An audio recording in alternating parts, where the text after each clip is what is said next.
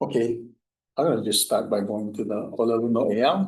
Ao he pu'u ki e ha'ao I e pi'i. And the translation is, no cliff is so tall that it cannot be scaled.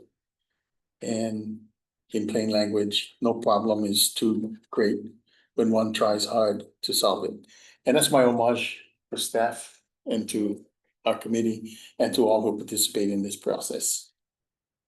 Okay, so let's call, we're calling the meeting to order. It's, let's see.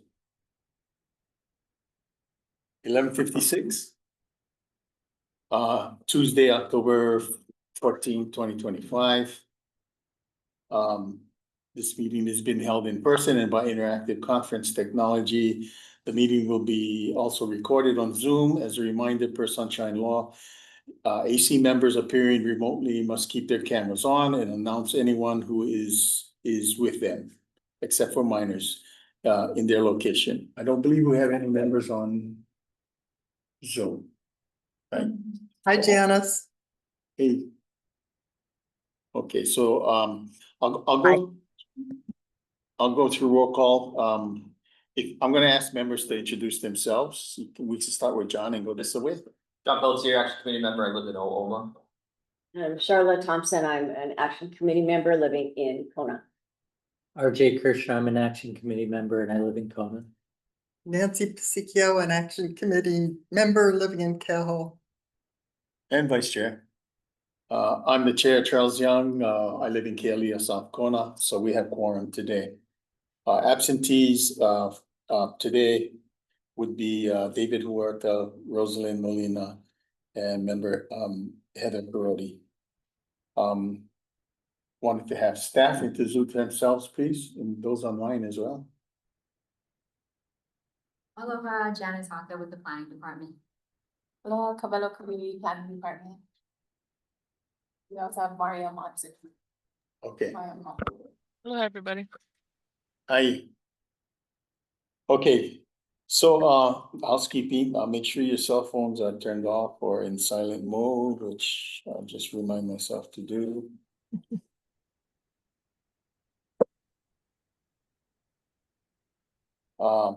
If there's anyone here who would like to testify, you can, in person here, you can please fill out a sign-up sheet, which I think we'll have here, and I'll take you in the order that you sign in. If there's anyone here who would want to testify at this point to, I generally allow the general public to testify at this point, but then also reserve space when we get to the business item. So, and to all who are here in person, please remember to speak towards the owl, our camera, and the microphone, so everyone on Zoom can hear. Okay, so the first order is the approval of the minutes. Can I get a motion to approve? Motion to approve the minutes Second. from the July, is that the July 8th meeting? Is that what minutes are approving? Yep. July, and can we take those separately or we gotta do them individually? I mean, separately, okay, Together to be fine. Yeah. yeah. So we have two sets, July 8th and September 9th. I'll move to approve July 8th and September 9th minutes. Second. Okay, any discussion? Any comments, corrections? No, I don't. Okay, hearing none, I'll call for the question. All in favor of approving the July 8th, 2025 and September 9th, 2025 minutes, please indicate by saying aye. Aye. Opposed, nay, hearing none, then the minutes are approved. Thanks, staff, for putting all these minutes together. Yeah. Okay, so I mentioned on public statements from the public taken before the business item at this time. I don't know if anybody on the public wants to make any comment. I'm Janice on Zoom. Janice? Thank you. Anybody before me? In the room? No, we Okay. haven't. Yeah, go ahead. Okay, all right, great, thank you, and thank you, everyone. Aloha. I'm speaking to item 3 because I'm not sure if I'm going to be able to stay at the meeting long enough to speak about it. But I've been involved in the Hawaii Island land use planning since the 80s, including original steering committee member and then action committee member when the plan was finally made law. The comments I give from my long committed history of working toward community-based land use planning are exactly what the CDP embodies. It's understandable that someone might want to revise the CDP according to the 10-year recommended update timeframe, but however well-intentioned this proposal might be, it's more likely that it's a poorly timed, possibly uninformed request that could undermine the hard-fought balance achieved by a full spectrum of stakeholders, from realtors to farmers, and especially families who just want to be able to drive close destinations without it taking an hour instead of 10 minutes, swim and fish in clean, safe nearshore waters, and continue traditional practices without worrying that their culture is one county approval away from being wiped off the map. As I said at the first meeting he attended, Mr. Kirchner has come out with guns blazing. What he's aiming at isn't clear, but throwing the baby out with the bathwater is the feeling I get. While the goals and needs of the larger community are potentially lost to the build, build, build lack of planning paradigm our county endured for decades before the CDP was made law. The public has been waiting 15 years for the county to get moving on implementing the CDP that exists, not hoping that it's amended to suit development interests or other special interests. The Kona Open Space Network will be the first larger component to be created, 15 years and counting.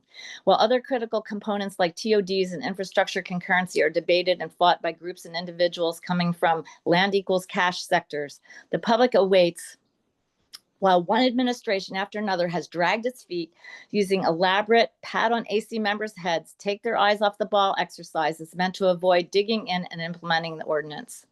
There are parts of the plan that could be improved or fine-tuned, but it's clear that there's no way the county will see the hordes of diverse stakeholders come together like they did when the CDP was born.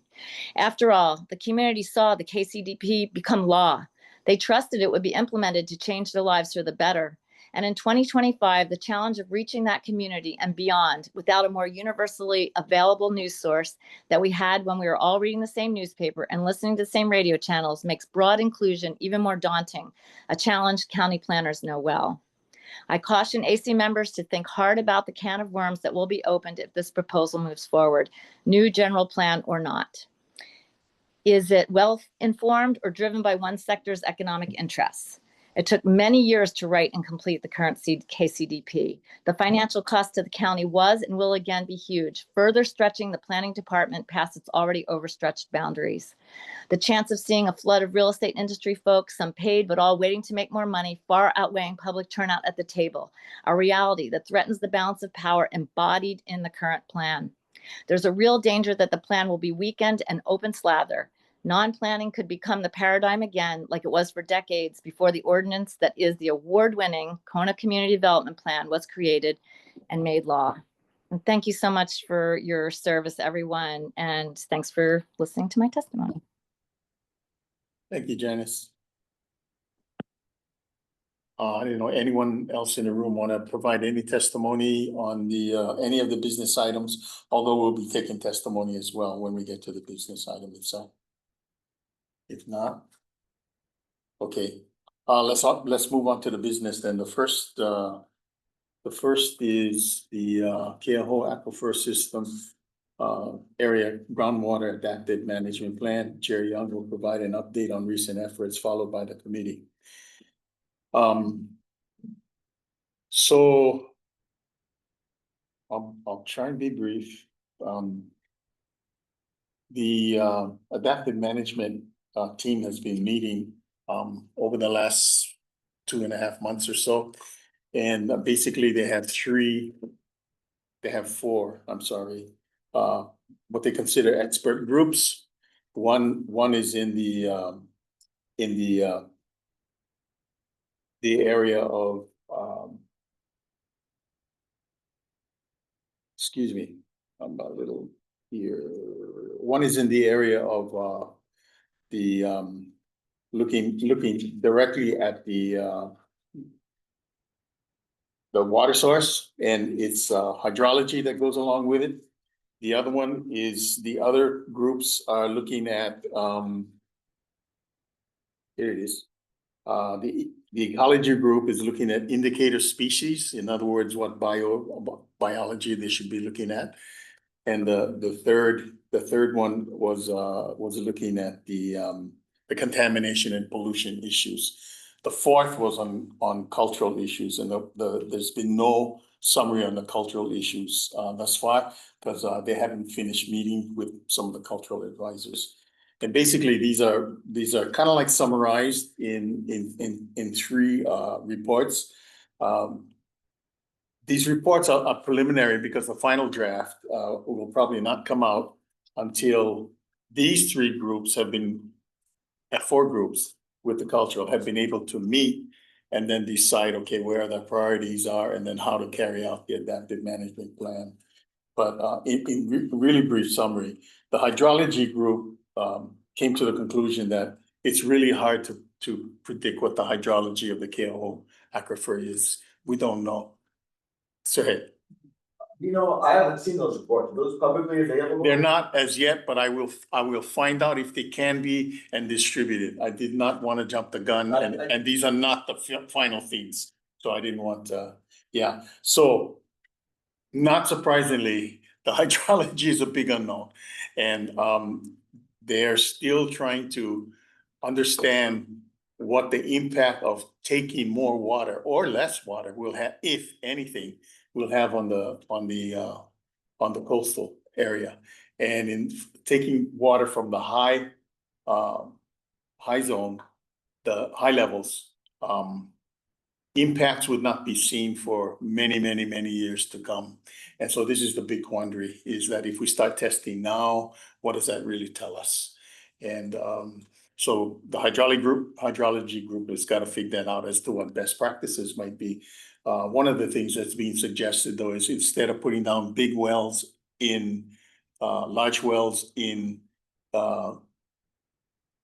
specific areas, their DWS is planning now to put smaller wells across the entire aquifer, so you're not drawing from one separate place. And there's no way to tell whether by drawing large quantities from an area actually affects the area below it because of the way the aquifer is done. So that's the hydrology piece. So there's still a lot of questions, and hopefully the adaptive management plan will go ahead and address that. The other expert group was in contamination and pollution. And in their summary, the literature identifies nutrients as the primary contamination driver in the Keoho aquifer, with pathogens, pesticides, and herbicides as secondary but important indicators. A tiered wastewater tracker monitoring framework, such as Johnson at the USGS suggests, is recommended. A basic in situ water quality characterization should be included in this sampling using a multi-parameter probe: salinity, temperature, turbidity, and dissolved oxygens. Nutrients, so the core indicator of contamination stress, and other things they want to look at is shrimp and limu. Source attribution is primarily sewage and fertilizer. So they're looking at golf courses and a whole bunch of other things. And E. coli and pathogens are really the wastewater specific pathogen indicators. So in their summary, the contamination and pollution is being attributed to nutrients and to wastewater primarily. Those can be probably addressed. And then finally, the ecology group are trying to ascertain what are the best species to measure the health of the species, living biological indicators. And in so doing, they've come up with a very short list of things that they actually can look at. One is the limu, because it's at the shoreline and it's affected by the water. One of the life forms would be opaiula, which is in the alkaline ponds. So the alkaline ponds should be targeted, and damselflies. And so these are what the biologists come up with, in terms of where they're going to point their efforts. And again, the contribution of these three and the cultural, will comprise what recommendations are gonna be made in terms of how they incorporate the AMP. So if these reports can be made public, I will assure that they get forwarded onto the planning department and then they can distribute it to everyone. So that's all I have to report. I don't know if there's Good anybody question. else has questions. How does the legislation that got passed at the last session to do monitoring wells enter into all of this? The monitoring wells are supposed to be part of this process. The monitoring wells are going to be part of the process, and what they're attempting to do is making sure that the monitoring wells actually follow the adaptive management. So you're putting them in the place where the indicators are going to be, meaningful. So the recommendation has been thus far is that the monitor wells should go in the areas where there's the most concern, like Kaloho, because there's people who work in the ponds. Like at Kohanaki has its own, but wherever there's coastal management plans by communities, particularly, that's where they're going to try and put the monitoring wells in, and so that remains to be seen where the exact sites are going, but they have selected some sites, and so that'll be made known, I think, too, after the communities all meet at this point. And another question, the last meeting that I monitored, I think it must have been the August meeting. There's pretty strong sentiment that we should also start pursuing the designation of the aquifer. Have they dropped that discussion? I mean, it seemed like I was really gung ho during that meeting, and they said, well, we should do these two processes simultaneously, and then it seemed like the next meeting wasn't even brought up. So I was wondering if you heard anything about that. Yeah, so the AMP, the adaptive management plan, and the CWRM was doing that. It's not really addressing that issue because it overlaps with the county. But the decision has to be made in concert with the county, because the CWRM wants to do a designation, but the county is now coming up with a new water usage plan. And so this is my opinion. I don't see that designation occurring before the water usage plan is completed by the county. That's just my opinion. And I've talked to people from the county. So hopefully that happens sooner than later, because it should have happened a long time ago. But I mean, it seems like the designation as a critical water use area should happen regardless of what the county does. I mean, so it's a state Kuleana thing to decide that it warrants designation, it seems to me. it seems to you, but it doesn't seem to see where at this point. I think the process is that's what they would like to do, because it's been very confusing for them. But they are working with the county to get that water use development plan. And that's a separate thing. Yeah, that is. That's not something That's that AP is looking at, but that would probably make their life a lot easier. So we're talking a lot about aquifers, but is anybody talking about desalination as a possibility in the future? Desalination came up as one of the mitigating factors, as one of the mitigating from the aquifer, but there's still side effects from it, because you got a lot of salt that's got to go back in the ocean in high concentrations. So that in itself is going to present a different kind of problem.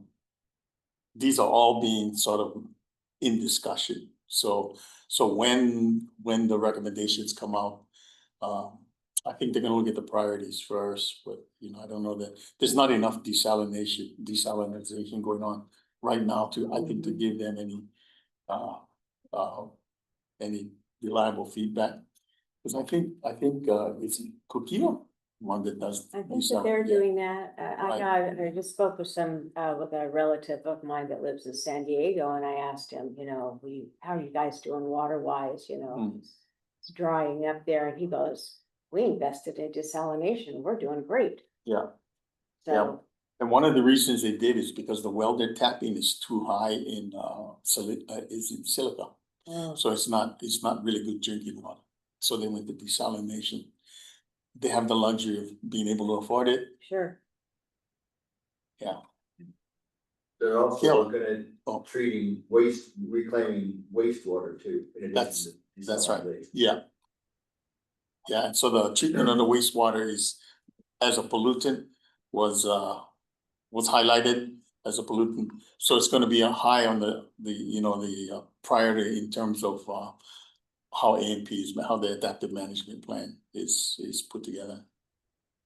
But wastewater now falls into Department of Health and county, and I think the biggest challenge for me personally is going to assure that we get all the various jurisdictions working together, because it's the water, not just who has, is in charge of that at any point in time. So, any other questions, or yeah, Keola? Well, give me some comments. Yeah. And first, for the record, should I state my name? Yes, go through them, if you're gonna provide any comments or testimony, yeah. And does it matter if there's a camera recording where the camera is, so I. You can just look into the owl, yeah. Right. I'm Keola Childs. I'm a resident of the Honolulu area in Kona. I would like to urge the Action Committee to take an aggressive posture toward water availability in the Keola Aquifer for two principal reasons in my thinking. First is that my perception that this section under the Keola Aquifer, the area between roughly Palani Road and Hinalani in particular, and perhaps a little bit beyond into TSA land. In that, this area that I identify is, in my opinion, hands down, without controversy, the best area in mid slopes for additional housing, whatever price range, but in particular for people that, or let's call it affordable housing. But housing, it is an area with, relative to the Kona coast, relatively little historic sites, religious sites. There are no streams, floodway channels. Those points being distinct from everything south of Palani Road. It is riddled with historic sites, Mauka and Makai, floodways, all kinds of religious structure, Heiaur, and other important features. That, as well as partly because, and burials, which I know are up this side too, but in particular has stopped the Ali'i bypass highway, stopped other projects, and to think from a CDP standpoint that the 14 nodes the CDP identifies from Keauhou to Palamanui are all gonna just go hunky-dory along well to be TODs is not good thinking. It is not practical thinking because of these limitations. This area under Keauhou Aquifer, in my opinion, is the freest of all areas and right next to the urban center, right above the wastewater treatment plant that we have, right around the regional park that is planned to come, along major thoroughfares, Bio Harbor, near airport, where the new hospital is going to be placed. All these reasons are why housing should be here, and that we must find a way to deal with this water problem without stopping today about theoretical questions about 20, 30, 40, 50 years from now to stop people from making this a new city, or where it makes most sense ecologically, environmentally. There will be damage anywhere. Anywhere there'll be some damage, but let's get practical. That's number one. I think maybe for simplicity, I will leave it at that and just say that's the principal reason. The one is that the best place with the least number two, I will mention. 3 years ago in 2022, Hawaii Leeward Planning Conference hosted what they call the Water Summit, and about our hydrology and focus in this area in particular.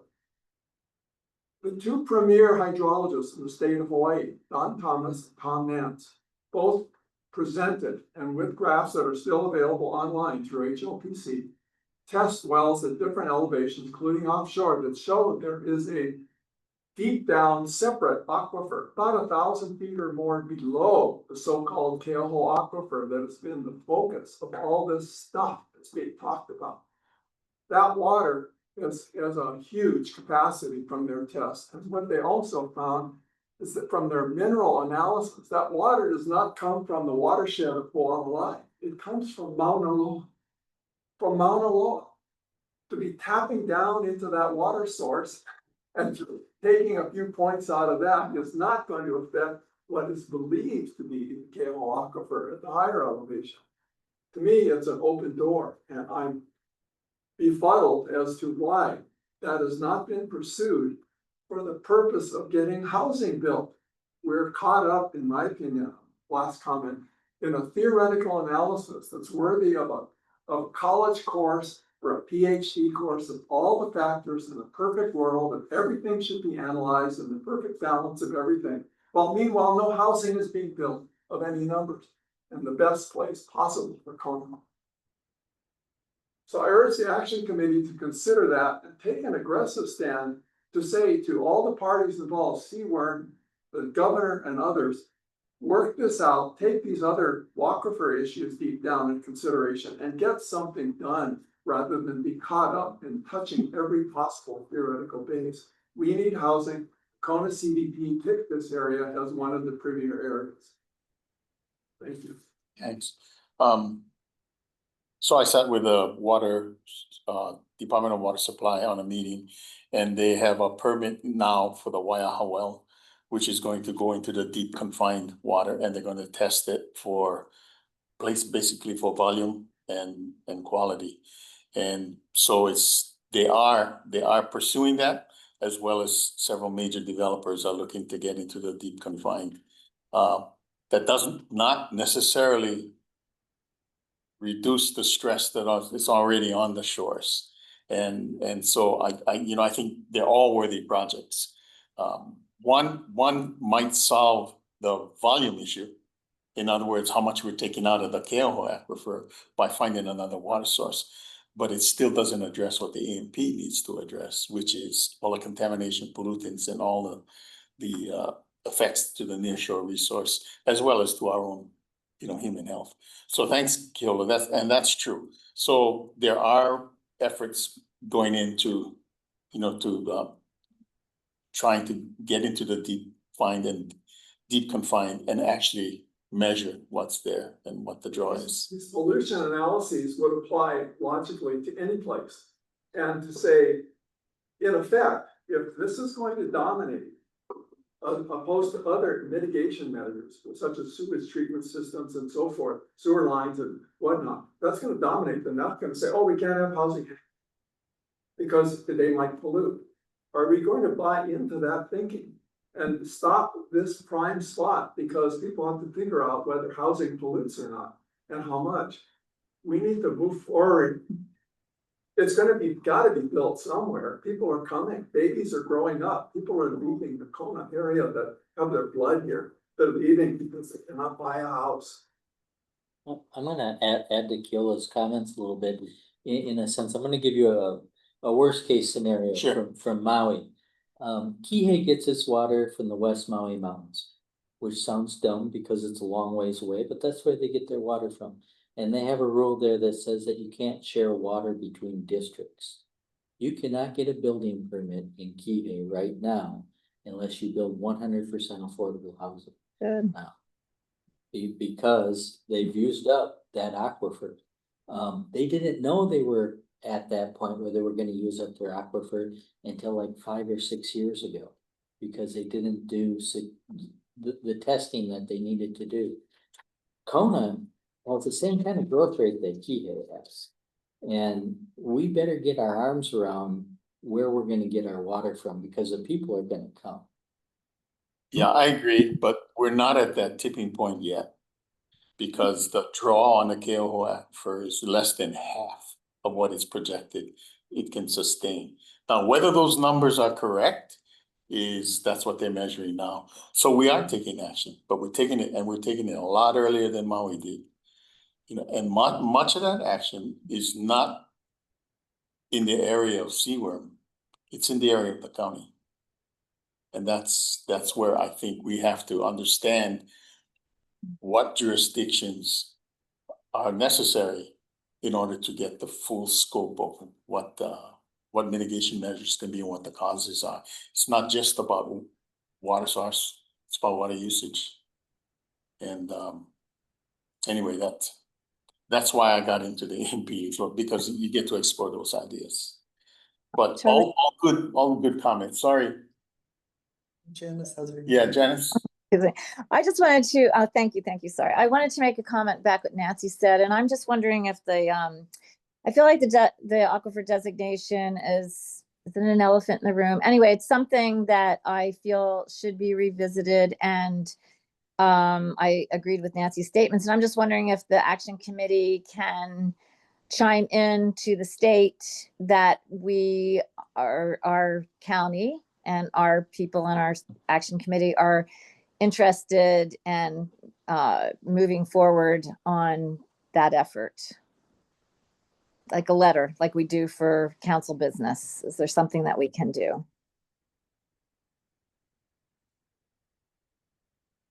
Yeah, I don't know the answer to that question because, again, we're supposed to be looking at the CDP. And I mean, our participation on the water stuff is kind of like external if we provide, but I'll leave it up to the members here if we want to do something. Yeah. And go directly, I guess, to SeaWorm.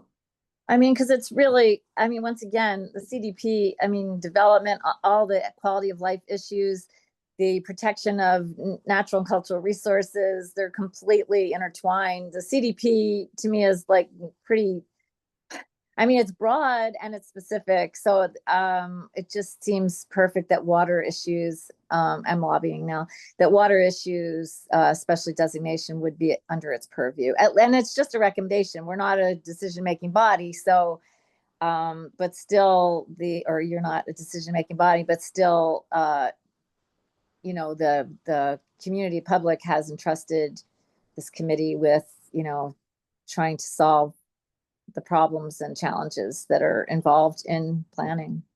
Yeah. Well, I don't see any problem with we writing a letter of support for designated aquifer to the county. To the county. Yeah. Oh, right, not to the state. I see what you're saying. Okay, gotcha. Yeah. Yep, To the county, and then urge the county to support it because they're the major water user. Yeah, gotcha. Thanks, Charlie. Maybe that should be something that we should put on the next agenda as a decision-making item. Yeah, thanks. Okay, we'll get that on the agenda for discussion and maybe possible decision making. We okay with that? So I wanted to chime in again and just say that I don't think the CDP is accommodating the data centers that are popping up all over the continent of the US. And they use they're huge and they use a huge amount of water. And right now, they're competing with the communities that they are located in for water. And like I said, a huge amount of water. And what's happening is how they're paying for it is they're jacking up people's electricity bills to pay for that water. That they're gonna be using. The water has to be drinking type water. That's what these data centers are using. Drinking water. So they're huge now. And with all the billionaires moving here and rooting themselves here, you can, I'm just, pretty soon, one of them is going to jump in and say, where's our data center? You can't use AI without a data center. Okay, they both go hand in hand. And I can just see the billionaires here saying we need a data center somewhere in one. I can just see it coming.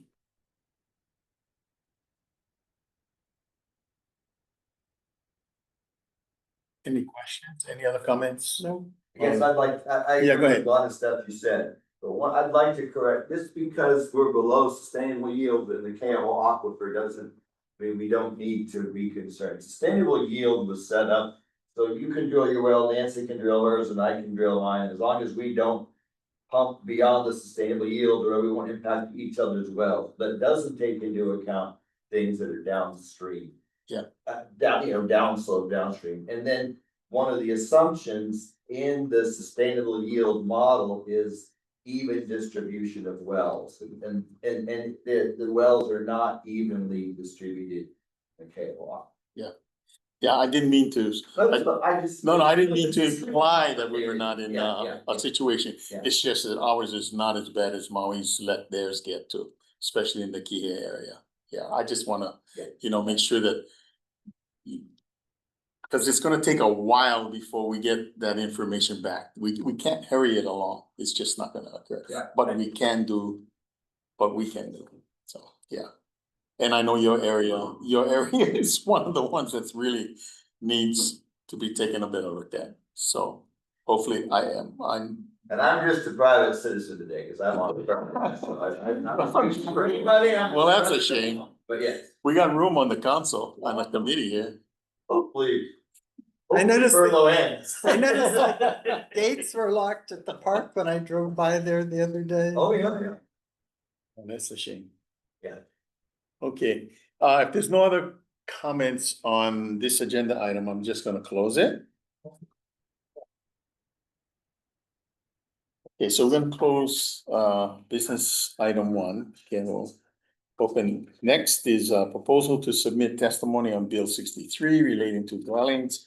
Hawaii County Council is considering Bill 63, which would allow residential dwellings in the industrial, Thank you. commercial, mixed use, MCX, district District Committee Member Pelletier will present proposed comments for action committee consideration. If supported, the committee will submit testimony to the council. Awesome, thanks, Charles. I was really hoping to get these in the packet, but I was on the Mauna 2 weeks ago, and then I was off island the week after that. But I sent them to Condello, thank you for pulling this up. So this bill, I made a little package to talk about this bill and kind of what the proposed comments I had for it are. So the first page in this packet is the bill. It's very straightforward. So Councilmember Onishi proposed this a couple months ago, and it just adds housing to mixed commercial industrial use zoning. So like I said, it's very straightforward, just adds the house and doesn't do anything else. On the next page is kind of just an overview. Next couple pages are an overview of what mixed commercial industrial use is. It's very similar to commercial village. That's a section out of the zoning code, right? Yeah, I pulled this straight out of the zoning code. It talks about what the uses are. In there, there's a whole mix of, very light industrial and some surprising things to me, at least when I read through this. There's farmers markets are allowed, hospitals, sanitarium, old age, convalescence homes, schools, things like that. The old age homes are what Councilmember Onishi has been using as the impetus for proposing this. He keeps saying he saw Puna housing as being allowed, so why not other housing? And kind of what he's been talking about, him and the planning department, they're really aligned on this, is that this bill is a way to add housing to basically create mixed residential and commercial industrial areas to provide workforce housing where people can live, work, and play. That's kind of what's been said at each of the meetings. So this bill was proposed, or this bill went through the planning committee of the council. It got forwarded to the Leeward Planning Commission and the Windward Planning Commission. I watched the Leeward Planning Commission meeting. They didn't really discuss it too much. The one comment that was brought up, and sorry, this is on page, this is after the maps, kind of on the second to last page, was this amendment that was suggested after discussion with civil defense. So the MCX zoning, I think civil defense believes there isn't really unsafe areas for housing there, but a lot of them border general industrial, which could be unsafe. So they proposed this amendment. It's not in there's not a second draft of this bill, so I just wanted to include it here for everyone to know. They proposed this amendment to have a setback with general industrial to deal with that safety, and that was the recommendation from civil defense. So Onishi didn't have the amendment ready at the last planning committee meeting, but they're gonna propose it, he's gonna propose it next. Wasn't it agendized to?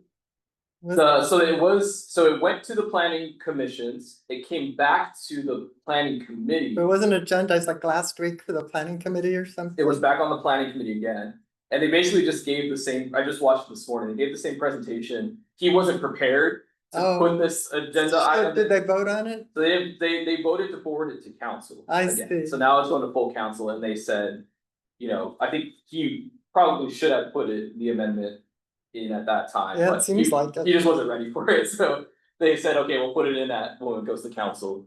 So there's not a draft 2 yet, it's still just this draft 1 that attached on the first side. How many stories are they thinking they can build these things in this area? I don't know what the housing, I don't know if it says in there's a height limit that says 45 feet. I assume that residential would have to follow that height limit.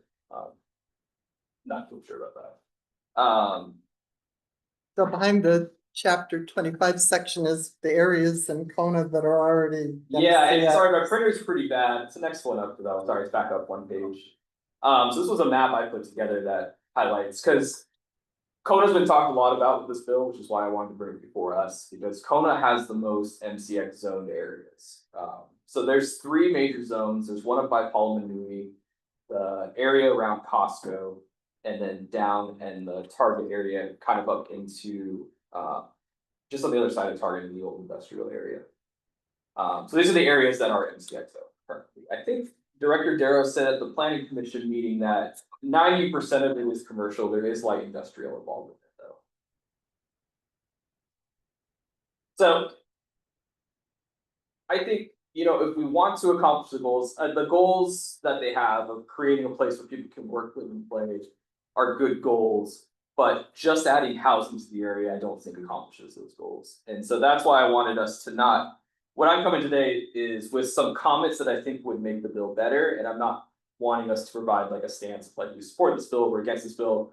We think we should add, these stipulations should be added to the bill, is kind of what I'm bringing forward today. And so that's on the last page I put together. One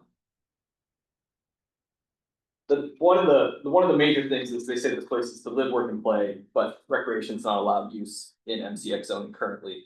So if we want a place where people can hang out and play, we should require recreational use in the area.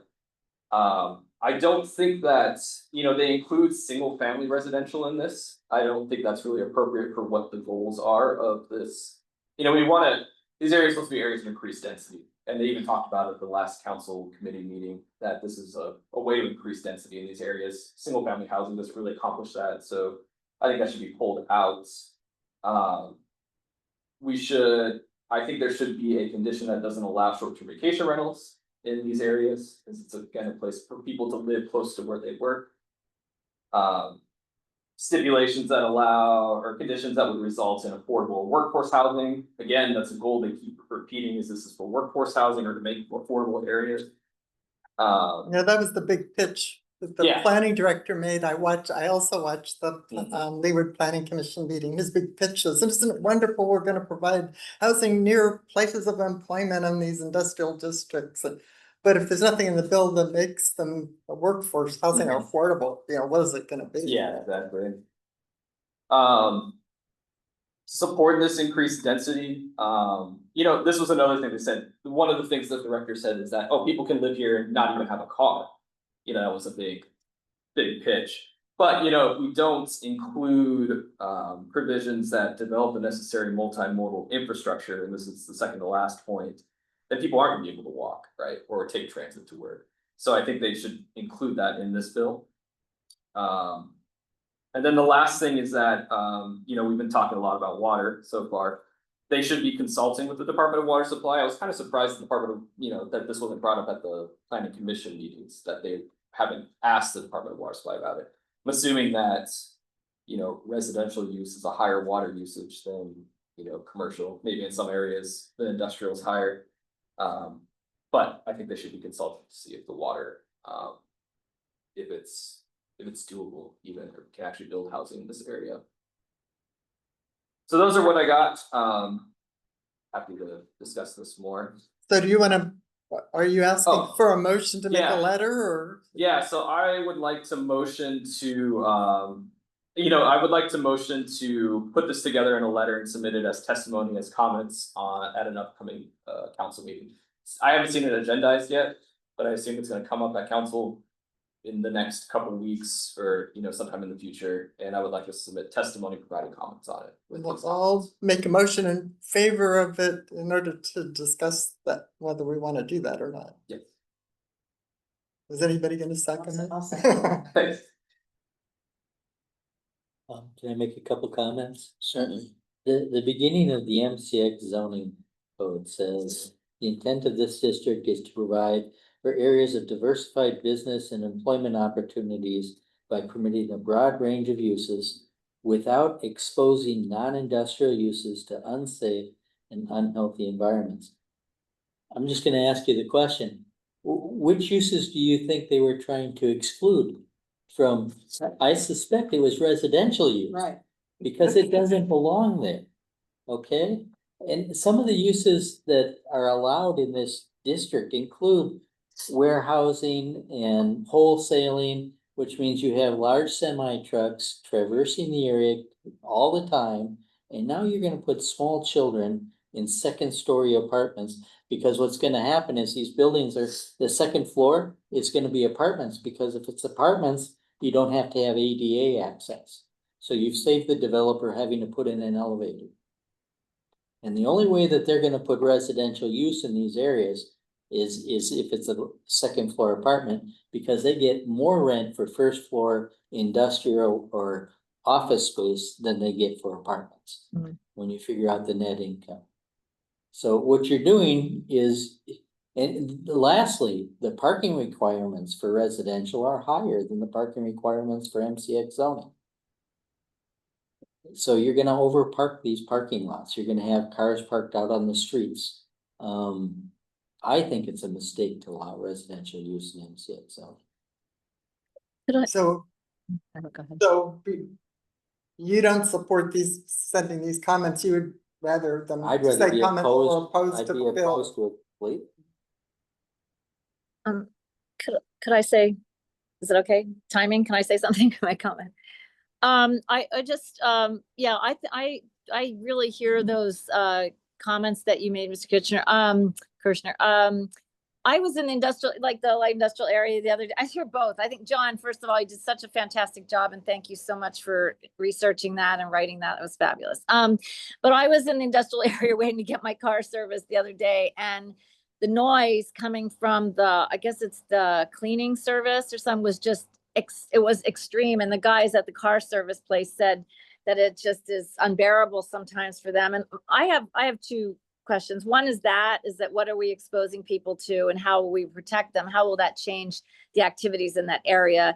And also the infrastructure, the car thing is, I think it's unrealistic to think that people are going to get around with alternative transportation when there isn't any.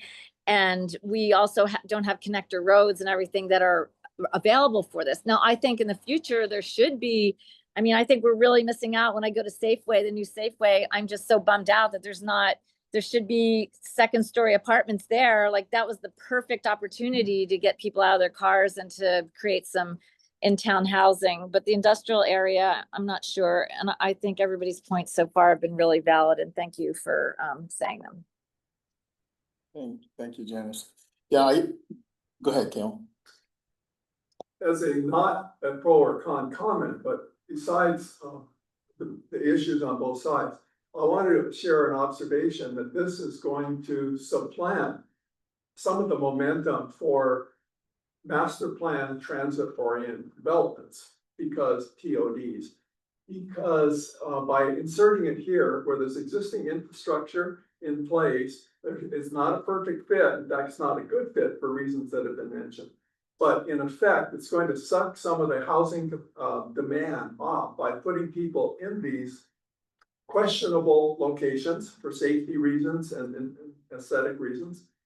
it will undermine the capacity in Kona in particular, and also in Puna, where they also have TOD under a different name.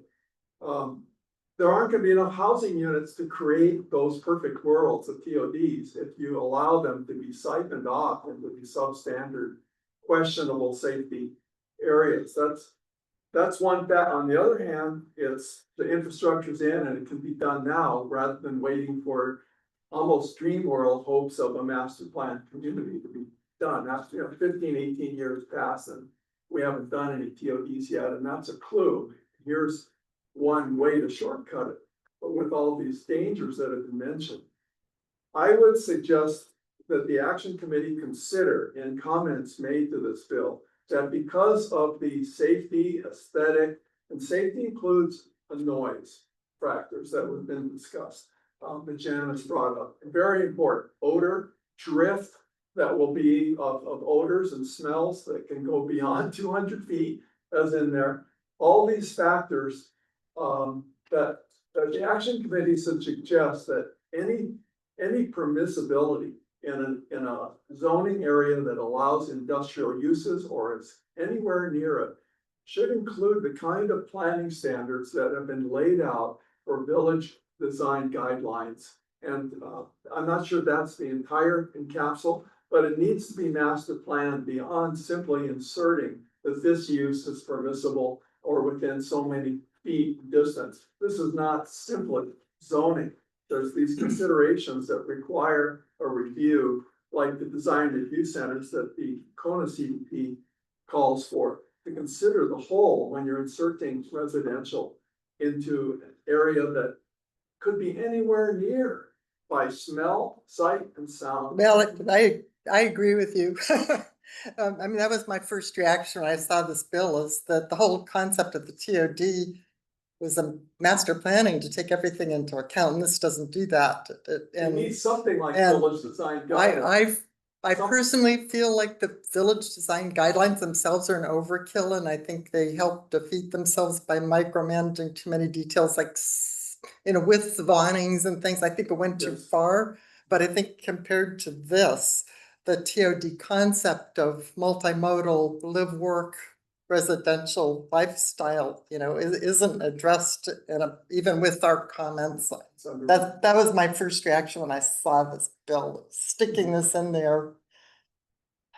I think, John is trying to get the council, there would seem to be a lot of support by the planning director for this bill, and there was a unanimous support with the Leeward Planning Commission for this bill, and it looks like it's probably gonna pass. And so I think John's comments are trying to get them to take these other things into consideration. So I think the danger comments that have been brought up, the noise comments, odor comments, need to be rubbed in their face when they're considering this bill. Council members should be mindful. Should we be deciding not to submit these comments and instead say we're opposed to it? I mean, what would you suggest? I would suggest submitting comments of caution. Adding more comments? Just caution about the topics that have been mentioned, about the reasons why parking and the safety of the children. Add caution rather than necessarily take a stand of saying we totally oppose it or we're totally in favor of it. That would be my suggestion. You call it a liability issue? Let them, I don't want to overlabel, I just see caution. We've got safety, pleasure, noise, odors, children, trucks, parking on the streets, all these congestive issues.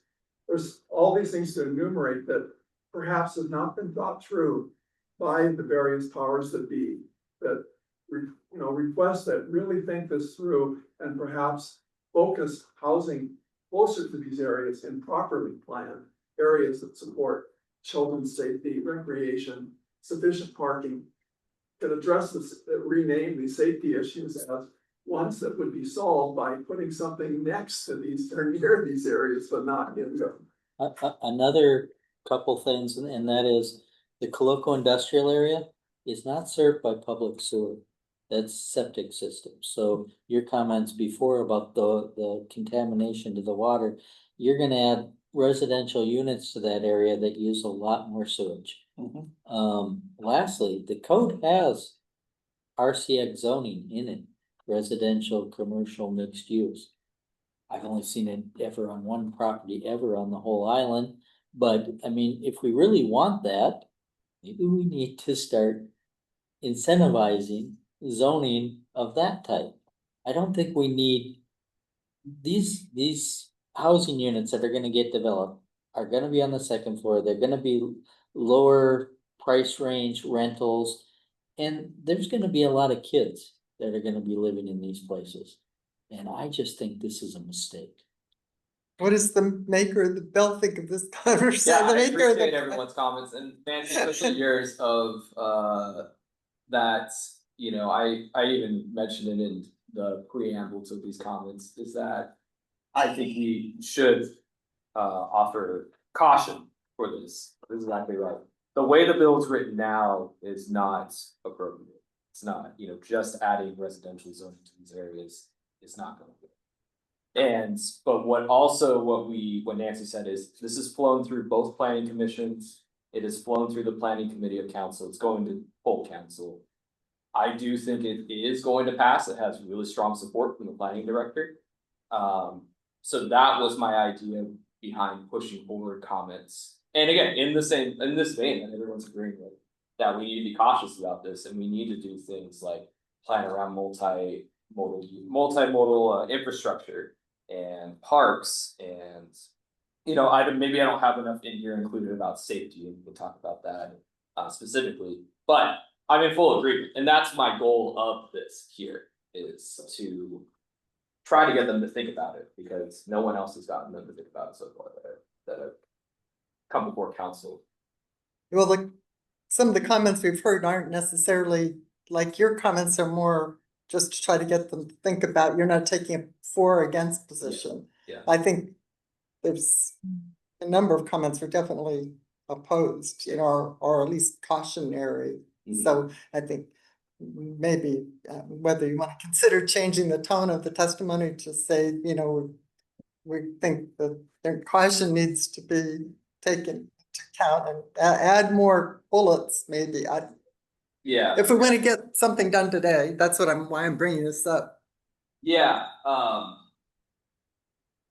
so that it'll make the next council meeting. What if we took these bullets and we added to them things like, any additional residential units have to account for parking as if it were RM zoning, have to be connected to public sewer, and have to take into account any of the adjoining uses for noise, pollution, and safety. Not necessarily adjoining, because it's be cohabitating. Well, I'm thinking of the property surrounding it. You don't want, you probably don't want residential units next to a trucking terminal, for example. But if they allow housing in NCX, they're not gonna say, well, it's appropriate on this block, but have to move it a half a block down. They're not gonna take individual uses into consideration. If it's allowable in this district, it'll be allowable in that district, Right, even if they. regardless of what the particular businesses are. That's what this zoning is. I had thought that the zoning code had some things in it about adjoining uses, like for instance, your setback has to be farther if you're next to, if you're industrial and you're next to a residential. It's nominal though, instead of 0 setback, it's 10 or 20. Oh, okay. Okay, so maybe we can't do that. That's the little feeble thing they did with civil defense with the 200-foot buffer from regular industrial, because this is industrial, commercial, mixed use. And so they put that proposed amendment that it has to be within 200 feet of any regular industrial. Well, when they say they're talking about MG It's a zoning, different, yeah, what about ML zone? They didn't bring that up. They all discuss it. Because Coloco's split in two, the western half is ML and the eastern half is MCX. I will say, housing in light industrial areas this isn't like unique to Kona. We're not the first ones that are trying to do this. They do this in other places, and they do ways to mitigate it. Rerouting traffic, industrial traffic away and forcing trucks only on, certain streets so that they don't run into residential use. Including things like parks, so that kids have a place to play that's not in the middle of the road. So it's not like we're doing something that's not done anywhere else by proposing this. But, that's kind of where I'm at again, is that problem of thinking about, the ways to make it work that the planning part's not doing it. The planning director, I mean, everything I've seen in his presentations, he believes this is a safe place for housing.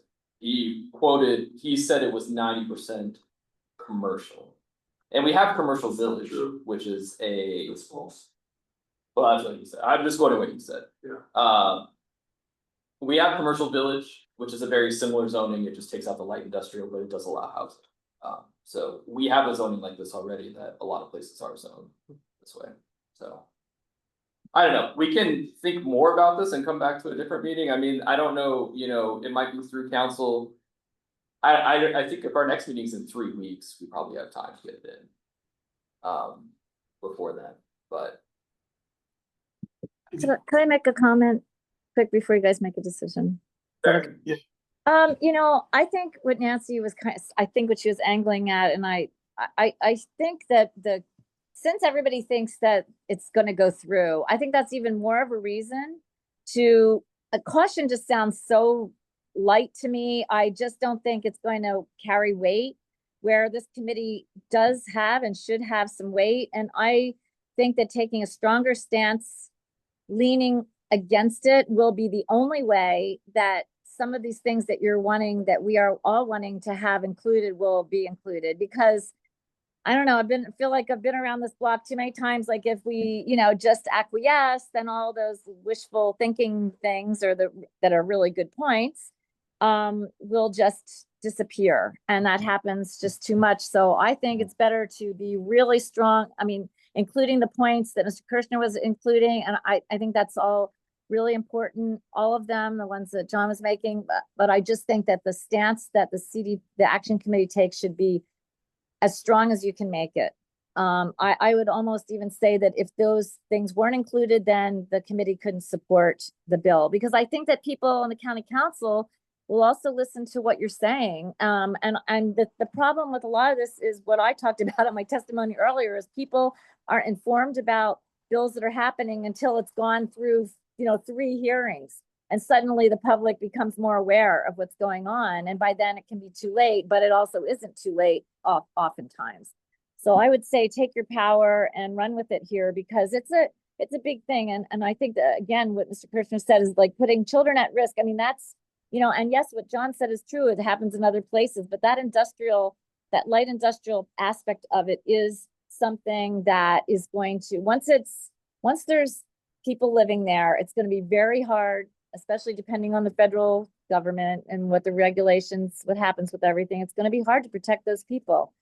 And so I just really ask you to be strong on this, as strong as you can. Thanks. Thank you. We'll take one more comment and then we should get back to our discussion. Go ahead. I think to underscore the taking a strong stance, as Janice suggested, would be to point out, as has been identified, that almost all of the MCX zoning is here in North Kona. This thus is a North Kona issue, and this is the one body on this island that's about North Kona and these issues. And if this one body can say, hey, this is a matter that's targeted for our area in the middle of our urban growth area, and we believe, how you want to do it, caution's necessary, whatever it is, but put a stake in the ground and say, this is not island wide, this is Kona you're talking about, and we have these cautions. And the idea of positive approaches, as Member Kirshner suggested, of some things that could possibly make it work, along with some outdoor recreation space for children. Probably could. Well, I thought it was crazy when I read it and John pointed out that it doesn't even allow for recreation. They're gonna put housing in there and there's no permitted use in chapter 25 for They recreation. can add it in the list. Well, that's why he put it on here. Accessory use, Yeah. they allow accessory, but anyway, that's all I want. Okay, you know, I think we can go on and on and on about why this thing is imperfect. But we Yeah. should let the, Well, no, but I'm trying to, so I'm trying to get back to John's point. What was the intention of this? So we have a motion on the, I think all the discussion pro and con, but mostly con is well founded. There's just too many unknowns and risks that don't seem to have mitigation plans for them in this particular bill. And so, you know, my first thing is that maybe this is not a good thing. I'm not saying, you know, we're against it or not. I'm thinking for the, what do we want to do as an action committee? And I think it would be correct to try and list all the areas that we have concern about. And perhaps come up with some kind of wording that says, you know, until these are addressed, we would suggest you know, proceed with caution. And perhaps maybe that goes to the planning director, right? Rather than to the council, maybe CC the council, because we're gonna miss the council anyway, I guess, so. not necessarily. If it's agendized, yeah. Yeah, if it's agendized, yeah, because we won't be meeting till 4 weeks and you're saying 3 maybe. No, well, the next council meeting would be But we next could week. develop. the Next letter week, here. yeah, okay. So we might miss it anyway. We could develop the letter here though, and then it would make it. Well, that was my point. I think that's, but, so I'm just kind of teasing out, you know, in terms of what process John might want to follow. You know, in proposing this. They're all good points, by the way, and thank you for doing this. I mean, you did a lot of research on it. And so. What I if we think were it's- to amend it so that it was, a letter to, the planning director saying that before passage of this ordinance, we would like these specific items considered and addressed. And then we had your list and maybe added a couple more. It wouldn't be to the director at this point. It's passed. It's out of the gate Oh, okay, already. It would be to okay. the council chair. Okay, to the council. And asking chair, them like to defer maybe. To the council Yeah. chair. Yeah. To defer until these things are considered. I mean, what I'm trying to do is not sit on this. I'm trying to provide an opening to come up with enough specific additions to John's suggestions so that we can vote on something to move forward Yeah. with. Okay. And then change the language a little more cautionary and then add some of these points to, Yeah, is that possible? yeah. That would accomplish Is what that I'm trying to do. possible? That sounds Yeah. great. So what, maybe you should write down or make a Yeah. list of what you think needs to be added Yeah, now. yeah, no, I've written it down so far. I mean, the sewage issues and how specifically we want to word that. And then, well, we talked about the cohabitation uses. I guess what are the other things that we are specifically wanting to add to this? I do feel like I addressed some of the things we talked about in here already, but What about parking? Yeah, parking. you know, maybe I was a little bit light on it. The fourth bullet or the second to last bullet point was to, it wasn't specifically towards parking regulations, but it was providing other ways to hope to try to avoid. They want to do this to get people to not have cars, right? But the way to get people to not have cars is to create infrastructure for people not to have to drive. And that was the point of that bullet. Part of it was to mitigate parking issues. Yeah, if you drive around like in old industrial area or even a Costco area, there are no sidewalks in those areas for Yeah. the most part. So I guess it's a walk through. Well, and also the sound is a big issue. I mean, businesses get deliveries sometimes in the middle of the night, you know? Yeah, beep, every time you back up. The smells, somebody decides to put in a laundromat a block away. If that were me, I'd have to actually move because I have problems with physical problems with Yeah, things like. I will that. say mixed commercial. Commercial with housing is already allowed, you know, a commercial village, General commercial. general Mhm. commercial. So things like delivery trucks to commercial buildings is already, you know, something that's happening in commercial village. I don't know if commercial village does anything to mitigate that kind of use. It doesn't. It doesn't, yeah. No. And you see that on Hamburger Hill, some of the apartment buildings, the 7-unit apartment buildings there are CV zone. Mhm. Okay. Could I make a comment? You know what Nancy said too about undermining the, and I think Keola mentioned it too, undermining the creation of TODs is also, you know, is also a really strong point that this committee is directly, you know, involved and connected to. But the last thing I wanna point out is just from supply and demand point of view, the price of MCX zone land in the colloquial industrial area has more than doubled in the last 5 years, which means we don't have enough MCX zone land because prices skyrocketing because there isn't any of it available. I don't know if you wanna introduce more uses into something that you have a shortage of.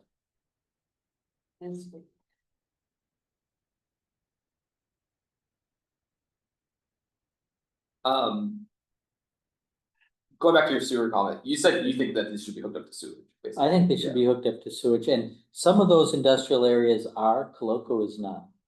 Mhm. The one where the new hospital is going, those new lots there, they're hooked up to sewer.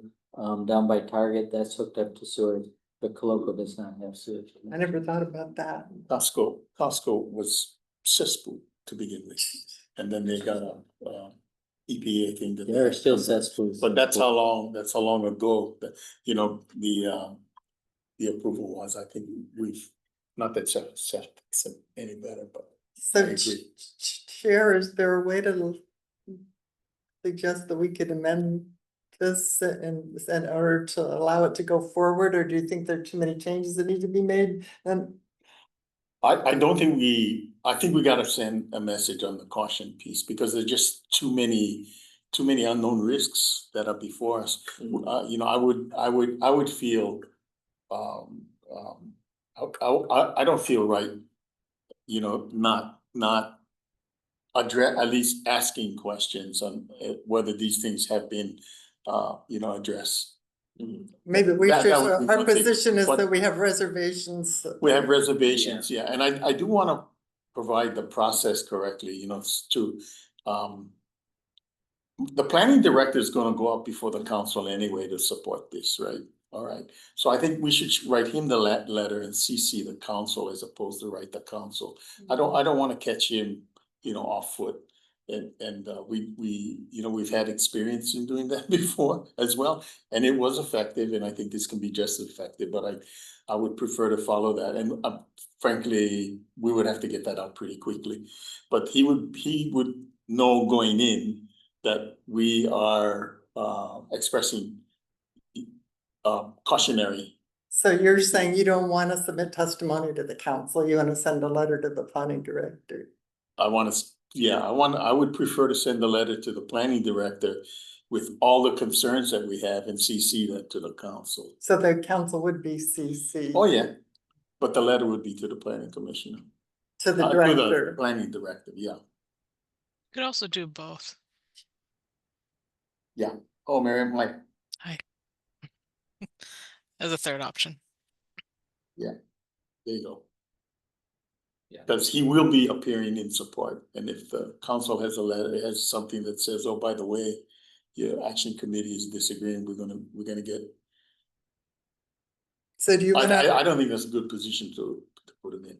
I do you think we wanna should make put a ourselves- revised motion to capture these changes so that you're able to craft a new letter Yeah. in time? Yeah, So you should make a new motion to alright.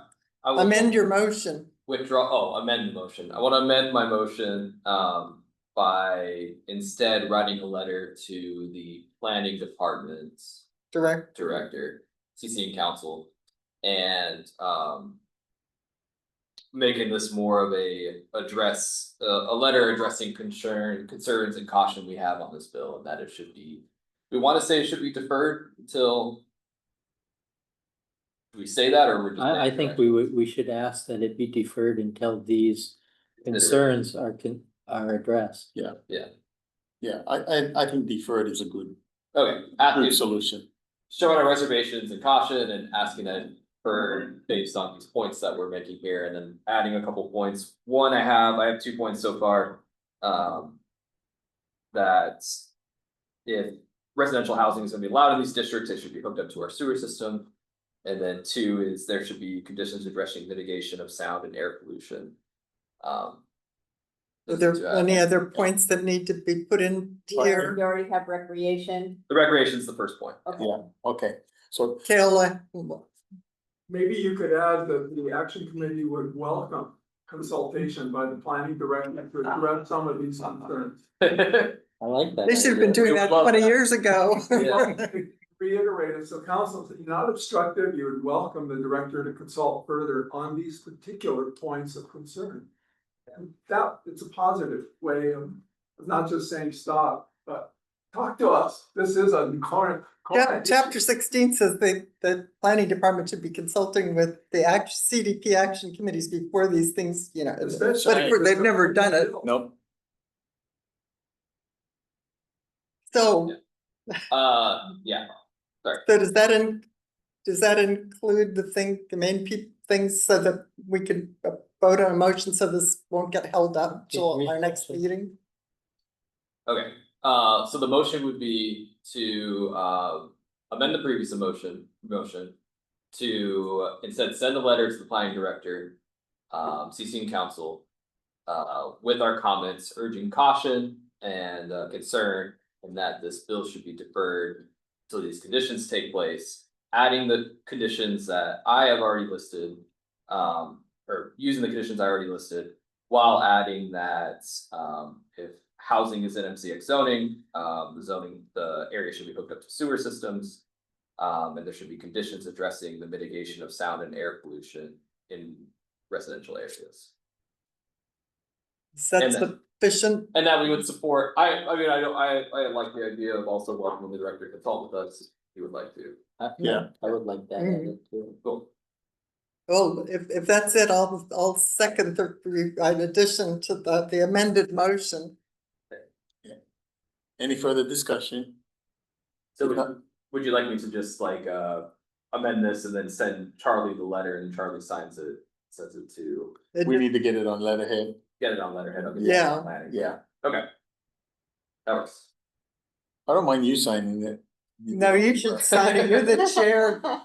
No, well, she should get credit as well. No, you're the chair, you should sign it. All right, I take all the risk. He gets all the credit though, okay? That's All what right. the committee is, I'm good, there's a I'm good. chairman. I'm good. Okay, so, all in favor of the motion, please indicate by saying aye, opposed, nay. Okay, hearing none, then the motion as John. Thank you, John, and Excited. thanks Yeah, everybody else, I thank you think very that's much. a really good Yeah, discussion. thank you. That this is accomplishing what I hope. Good, I'm glad. Okay, there's no other discussion on business item 2. We'll be closing that and opening the proposal to begin a comprehensive review of the Kona Community Development Plan. Committee member Kirchner is proposing that the committee initiate a comprehensive review of the Kona CDP to determine where updates or amendments may be needed, discussion and potential action regarding next steps. Okay, So you got it. I provided you rather lengthy proposal in your packet. And I want to begin by chapter 16 of our code set out the idea of community development plans. And part of that code says a comprehensive review of the community development plan shall commence within 10 years from the date of adoption. Date of adoption was 2008. The language here is not permissive. It doesn't say may, it says shall. So I'm gonna just point out that as a committee member, if you're here to support the plan, you have to support a comprehensive review. It's part of the code. To say, no, I'm not gonna go over a comprehensive review, is to say, that ordinance means nothing to me.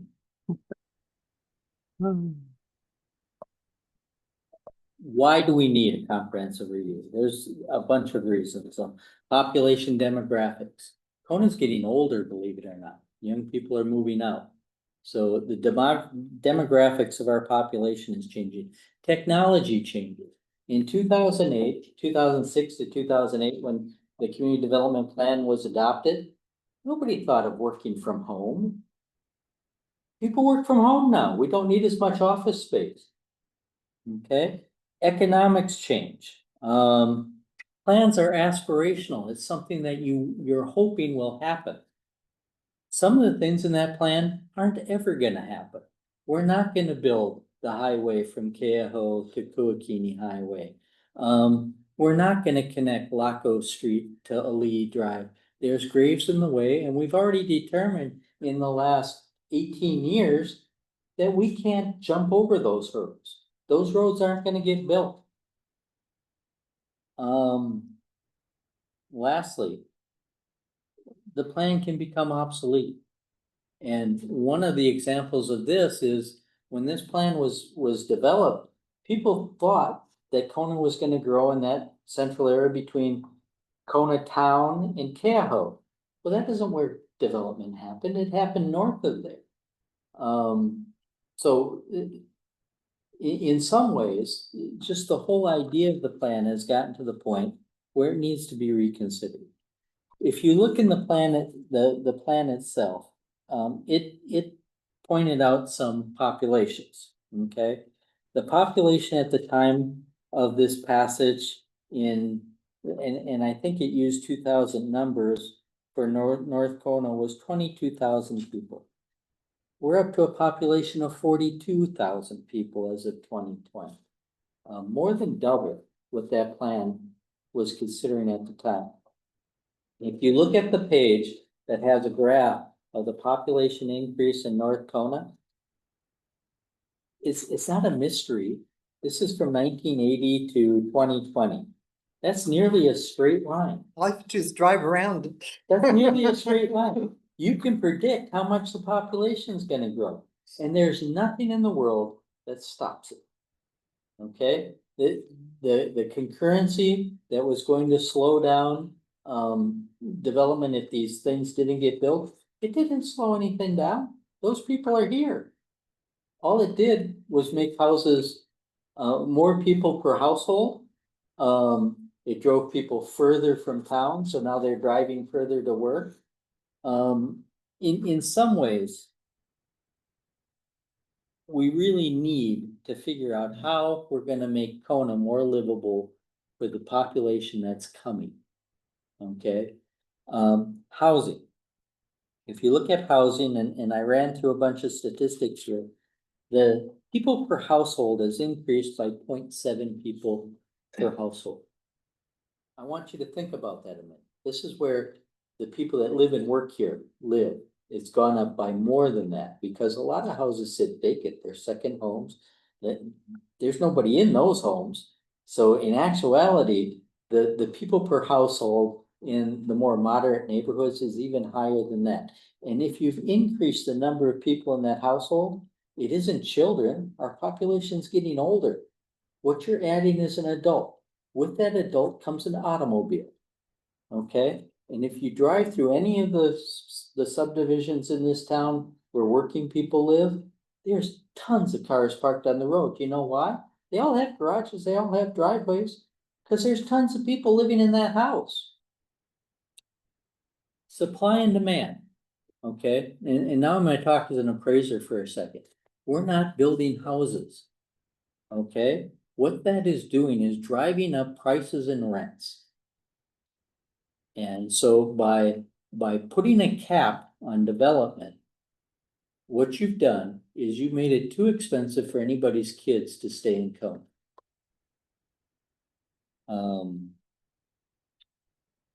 Now, I gave some photos here of streets in town with cars parked all up and down the streets. This is all over town. I mean, you don't have to go far to look for this. What it's indicating is a stressed area. It's also indicating that if we have any kind of an emergency in that area, getting ambulances and trucks in and out of those areas, because the roads are fairly narrow in most of these subdivisions, really hard to do. Okay, we need to get more housing so that we can let one generation live in that house instead of three. Okay, utilities. I heard here in the last few meetings that I've been at, that the sewage treatment plant has been sued because of raw sewage being dumped into the ocean. Okay, we have to convert thousands cesspools, either septic or connect them to sewer in the next 22 years. Now that sounds like a long time to some people, but we haven't updated this plan in 18 years. Government moves slow. Okay, if you want to get ahead of this, you got to start thinking about it now. Okay, we don't have sewage connection to most of Kona. And that, I mean, essentially, that's why your aquifer is getting polluted. Okay, we need a plan that goes out 5, 10, 20 years, how we're going to have sewage, water, trash that's gonna accommodate this 50% more people we're gonna have in 20 years. The Forest City project that I've heard talk about in Kalakahe, I understand that it was scrapped because we can't get the water to it. I don't think it was, I think it was deferred. I don't think that they've given up on it. Okay, deferred. In any case, I asked at a meeting when the last plan was for water resources in the Kona area to address future needs. The plan that I was sent, I think, was from 2004. Okay, that's not a plan. Okay, planning means you look forward. Well, that's historic. Okay, the National Park at Coloco. I understand that the ponds, there's testing that shows those ponds are getting more alkaline. There was a lawsuit. But it's not alkaline, it's saline, Okay, saline. and we did not file a lawsuit. And but it's impacting, it may be impacting the wildlife in the ponds, right? There was a petition to designate the Cable Aquifer as a groundwater management area. And I'm a citizen, so and it was based on publicly available information, and it was also the precautionary principle. If all of the wells that were permitted in the vicinity of the park were pumped at the capacity that they were permitted to pump at, the park would receive half of the fresh water the park received when it was created in 1978. So the National Park Service didn't come up and say directly, we have seen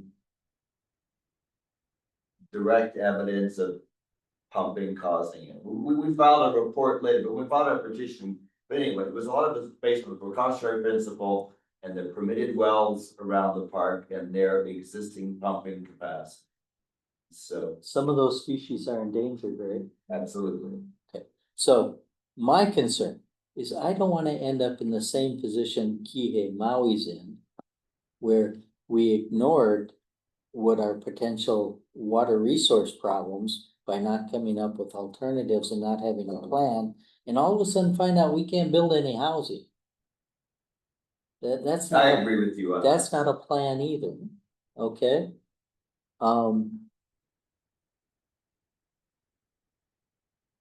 The cesspool problem is huge.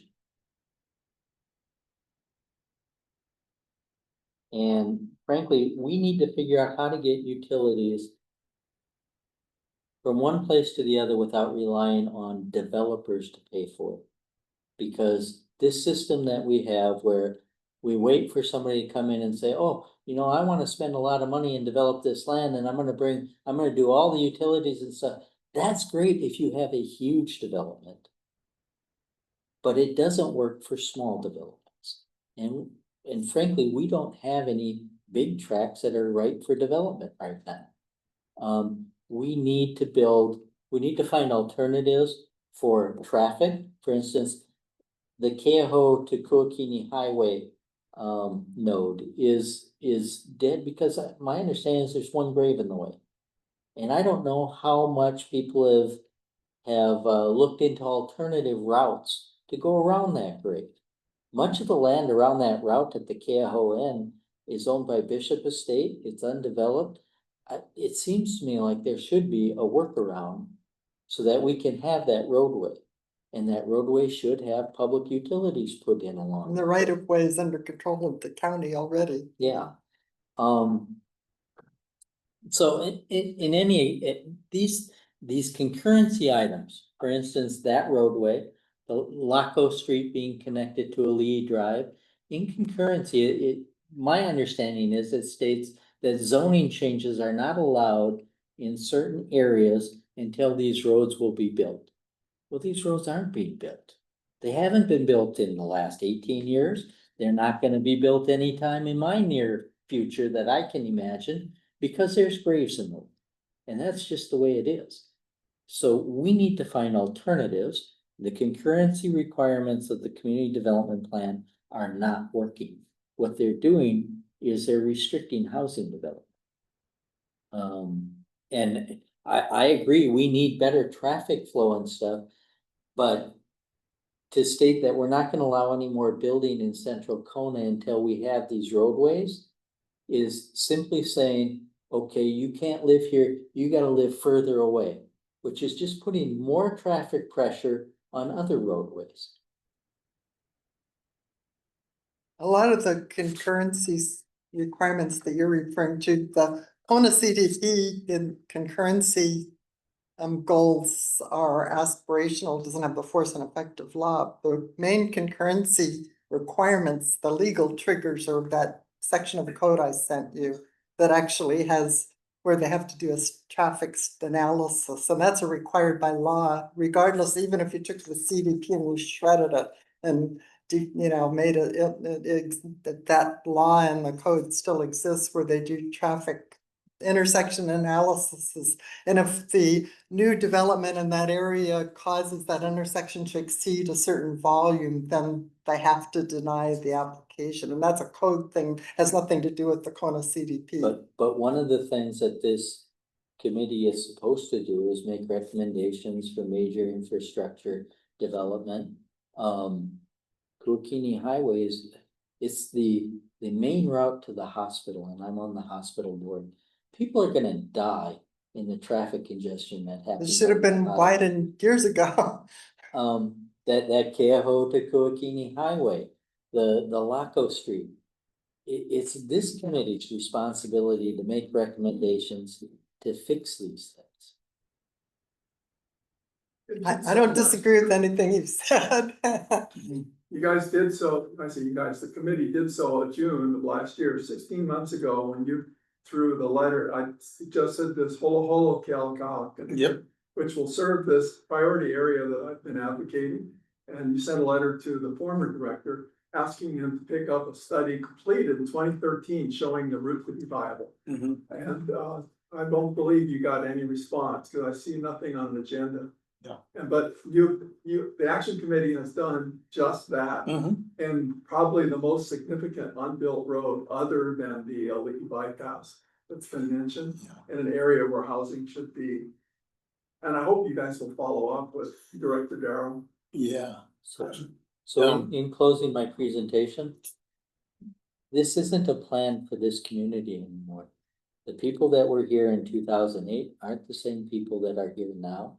The problems that we're experiencing aren't the same problems that were here in 2008. And it is time to go over this plan in a comprehensive way to make it work for our community. Well, I think you did a great job with your presentation. Yeah. Thank you. Yeah, thank you. And, I was looking at your proposal and I made a suggestion, as far as writing a letter.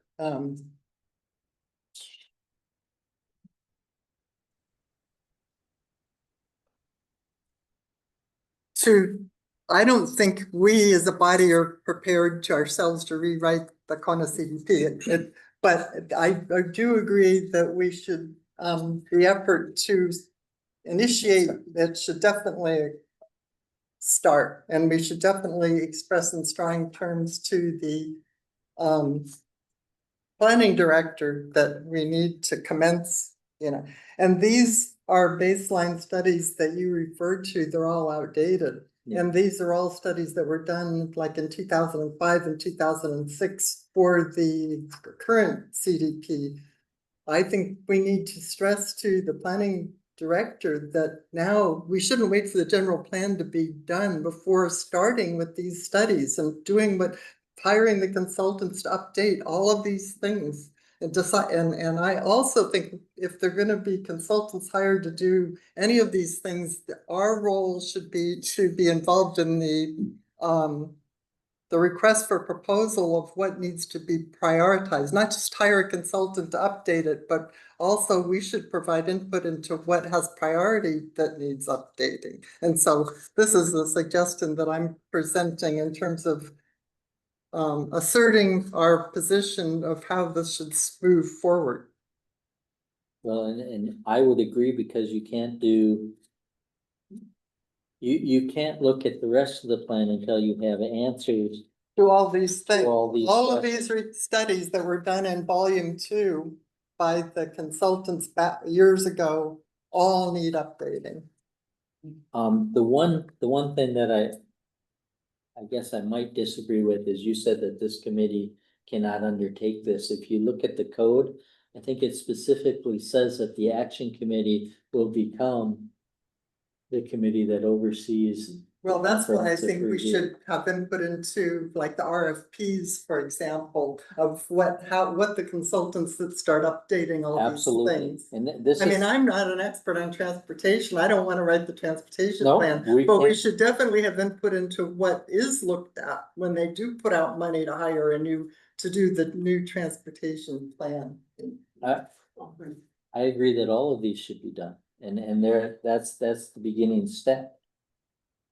So I think that's the way to to me, this is a way to forcefully move forward on this, is to send the director, okay, it's time, we can't wait, it's gonna take 6 more months for the general plan. We can't sit on our hands for the general plan to get approved. No matter what the We've got to general plan start says, these, yeah. no matter what they put in the general plan, we still have to start these updates. And I would almost suggest that these should be 5, 10, and 20-year projections for these plans. Because, I mean, you're gonna get to the point where we got a 2004 water study that we're using in 2025, it's meaningless. So so what do you think, you're the maker of this initiative, what do you think about writing a letter along this line and signed by our chairman? What are we proposing? That These studies put money out and start doing them. To initiate a comprehensive review of the update of all of these plans. We need to update these following plans. I'm in agreement. And start. I'm in agreement with that. I want to ask a question, you guys. I'm sorry, but I everything you're saying makes so much sense, but this is what we did before, and I just wonder what the difference is going to be. I mean, we did do all this. This is a plan. It was a plan. Those roads were there. We're supposed to get built, all of it.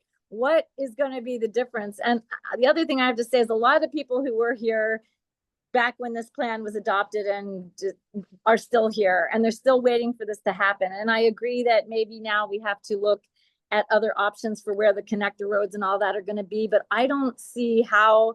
I mean, that's what we've done and we've been doing. So I want to know what the difference. I mean, asking the planning director, asking the mayor, blah, blah, blah, the council. 20,000 people is the difference. Yeah. 20,000 people is the difference. Yes, but maybe the difference is we still have a planning department. We still have county council members. We still have the same dynamics that, I mean, we had real momentum behind this plan for a long time. So, and I don't see that at the moment. So I just wonder what I mean, besides writing a letter and blah, blah, blah, I mean, I just think, and that's good. I think we have to keep doing that, but I somehow to build some strength behind it and actually get things done, because hey, it's been, I don't know how many administrations we've been through doing this. So, Janice, can I say something? oh yeah, I'm done. Thank you. Thank you. These studies that we listed are like the housing study, the population growth report that he referred to, and also all the gray infrastructure studies were all done before the community meetings started. They need to be done in order to have a baseline. Yeah, I see that That's what completely, this is Nancy. about. I mean, I this don't know isn't what the starting difference. to go and rewrite, you know, these have to be done before the community even begins to get together. So we can't, and they're outdated. He's right. A lot of those great infrastructure plans and park plans and road transportation plans are outdated. And the population, we don't even know what the impacts of the increased population are. These, you know, these studies have to be updated, and then after that, we need to get together as a community and redraft. But these studies have to be done first. Right, and I'm talking about the momentum to even get the studies done, Nancy. I know, I hear what you're saying, but We I'm have just to saying. How start. do we move? He's a brave soul that initiated this discussion, and we have to start, and Put it's 'em out up there. to us to be aggressive to push this forward. I Okay, think we have to accept the original plan took a lot of years, a lot of community support, a lot of outreach, a lot of meeting, and hundreds of people contributed to it. It was a good plan. It was a good idea to come up with the plan. But over the course of the years since the plan, certain things have worked and certain things haven't. And I think that's what pains us the most, is that we had good intentions at the time, but they didn't happen, couldn't happen, or maybe shouldn't happen. But updating, I think, is what we need to do in order to kind of like revisit the dream that we had, what was it, 15, 20 years ago? Because some of the things that we had hoped for has not happened. It doesn't mean we don't hope for it still yet, but it just hasn't happened. So we're gonna just have to put our effort back into it. I don't believe the committee is resourced enough to do that.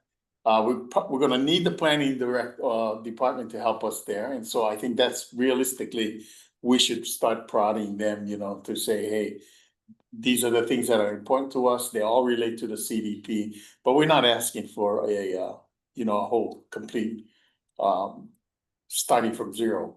These studies all have to be But updated. we do live in a different place, I think, at this point, Janice, so.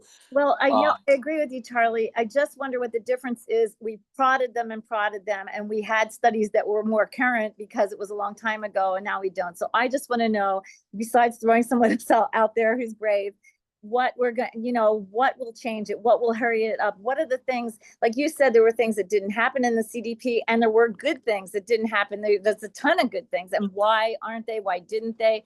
We haven't gotten to the roots of why we haven't moved forward. And there's many reasons, but there's some that I think we have to revisit if we're not just going to be banging our head against the wall for another 20 years. Even with the more studies, then what happens with the studies? That's all I really have to reiterate that, because I've been there since day dot, and I've seen the foot dragging, and it comes from it's hard. And Nancy knows it intimately, being on the council, and it's just something I think we have to face, that we can get all the studies and everything in the world, but we have to somehow get buy-in from the administration, which is what we have never, ever had. And I rest my case.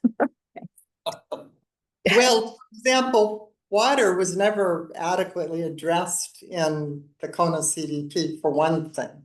And there's drinking water and whether it was going to be available for the TODs. And then we found out after we adopted the plan and identified TODs that the water department wouldn't give water to the TODs. We put them in there, and and they were a beautiful concept. And then the water department says, we don't have pumping capacity to provide these TODs with water. Sorry.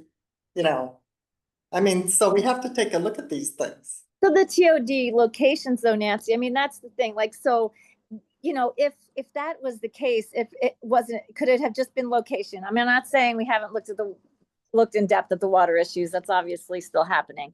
But, instead of just saying, well, we can't do it with those TODs. I mean, they were a little bit random. I mean, that's where, all the dots on the maps went and people said, okay, that's going to be a TOD. Like, I mean, that's a perfect example of if, the water department said no, then right after that, why not get back to it and say, okay, where is okay? Like what makes sense? I mean, I just feel like that was years ago. And so The county needs to update the water plan, and that's what Charlie's working on now. yeah, and that's great. It's yeah. You don't There's a know lot where of- the journey goes until you take the first step. So the I think first- this is I a think good this is first I think step. this is a good first step. I One think, I think maybe, the proposal should be that we send a letter to the director of planning stating that as a first step to a comprehensive review of the Kona Community Development Plan, we would like to update the following, studies to take into account their current status, their projected status 5, 10, and 15 years out. So pretty much this, what I put here, except add the 5, 10, and 15-year Yes. line. Yeah, With an emphasis on infrastructure. with an emphasis on the infrastructure. I'm wondering. Do you want me to send you the file and you can do some, well, look, maybe we'll need to vote on whether the group wants to send the letter forward. Yes. Some, Helen wants to say something. Yeah. If I could comment, I would, support the idea of making this focused on infrastructure. And while I think the suggested approach here that's been mentioned is the way to go, rather than ask for the whole CDP per se, get the background done. But I would like to suggest you narrow this down because of the budgetary problem for funding this, as well as you've got, how many other CDPs of 2008, or I think there's 4 and passed in 2008. They all need updating, and the director isn't going to give Kona preference over Puna, South Kohala, or North Kohala. And so we have to be mindful, there's a lot of children at the table who are hungry. And so what we ask for is one piece of meat, and I think if you can narrow it down to infrastructure, forget about the housing availability for right now, population growth, that's important, but for right now to get started, water and wastewater. Then how can you think about infrastructure without thinking about housing? We have a good enough idea that's been mentioned by data, but water we don't. And wastewater, we kept getting all these, we can't afford this and that, water, we're not sure. If we gotta handle those two issues before anything else, whether population grows at 500 dwelling units a year, or 700, or 300, we gotta solve water and wastewater first. We won't have a plan without that. Well, the number 3, the gray infrastructure studies was what Wilson Okamoto was hired to oversee, and that was a separate category called gray infrastructure, and those are all the things under number 3. There's not much money on the table to achieve what Kona wants, and so I'm suggesting just be narrow in asking for infrastructure only, and ideally just water and wastewater for now, to get the ball rolling. Gotta add next year, you can add some more. What if we asked for all of them, but said priority on water and wastewater? Whatever, I made my point, that's my suggestion. I think the letter should be really just to highlight all the issues that we have. And not just go in for a priority right now. So that they can understand where we're coming from, and then we can list the priorities as we see. What I'm hesitant to do is not ask for the whole thing. Ask for a partial and then get a partial of the partial. Right. Okay, so I think if we highlight all the areas of concern for us in the letter, we don't necessarily ask for it, but we would want something to be revisited. And then we can, if they don't have enough capacity to do all of it, then we can decide which ones. And these aren't areas of concern. These were the studies that were done as the Right. foundation for the previous plan. So it's not that we're concerned, these were the studies that were the backbone of the original plan, and they're all Right. outdated. And then we need to update those because they are out of date. And, yeah, sorry. Water availability, one thing you guys haven't mentioned that I'd forgotten about, when Nancy and John and I went to. Council member Holeka has the water department kind of doing an audit, which is Right. kind of. Where the water's available, how much, which is kind of what you're getting at here. Yeah, Just FYI. yeah, thanks. And I also wanted to mention one thing, while you're talking about all this and money came up, of course, financing all these projects, we did have some really great financial consultants come in many, many years ago. I was young then, and for the CDP, talking about impact fees and other ways that we could finance this plan. And when we're going to the planning department in the county asking to do studies, I just think, again, like, where did that information go? Why didn't we get to move forward on that? Where was planning? Where was the administration supporting what cost our county a lot of money, took us a lot of time, a lot of volunteer and other hours? That, financing all this stuff is probably, I mean, that's the answer we get for everything, is how much it costs. Well, here we are, we had, now do we need new financial consultants, pay them to come in again? I'm just saying, you guys, we have done a lot of this work, and the county is not, they're just not being culpable. They should be culpable for what's happening, because if we do it all again, I can just see us sitting here, I'll be dead. But, in 15 years saying, we need to do these new, studies. So I think the financial study is really important.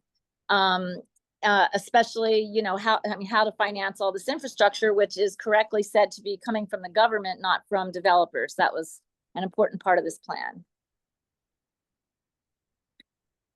Well, one thing I'll note is that the code has something in it for tax increment financing districts, which would allow infrastructure to be developed in certain districts and then paid for by the increase of property taxes that are collected once development happens. I haven't ever seen anybody here do it, but it does work, and we should explore it. So what do you want to do about at the moment? I think I tried to make a proposal where we send a letter to the planning commissioner. Planning director, stating that we're on the cusp of beginning a comprehensive review of the community development plan, as is required by code. We can't undertake that plan until these studies are completed, and we need the funding to begin the process of doing these studies and showing current conditions in 5, 15, and 20 years. So do you want to, how are we gonna end up with a letter to have Charlie sign it? Just as I wrote, just as I said it. So how is it? Well, why don't you write down for the staff, how you want to change this? Okay, so the committee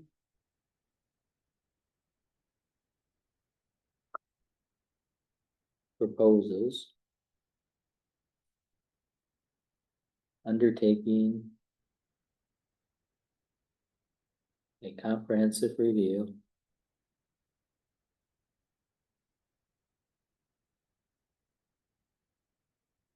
of this Kona Community Development Plan as required by code.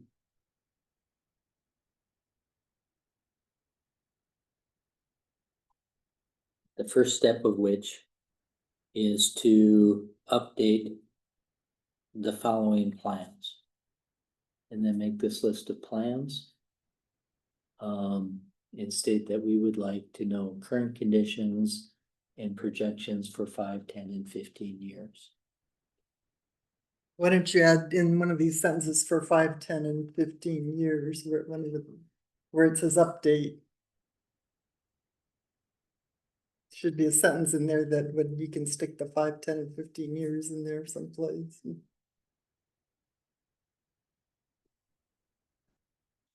Plan should consider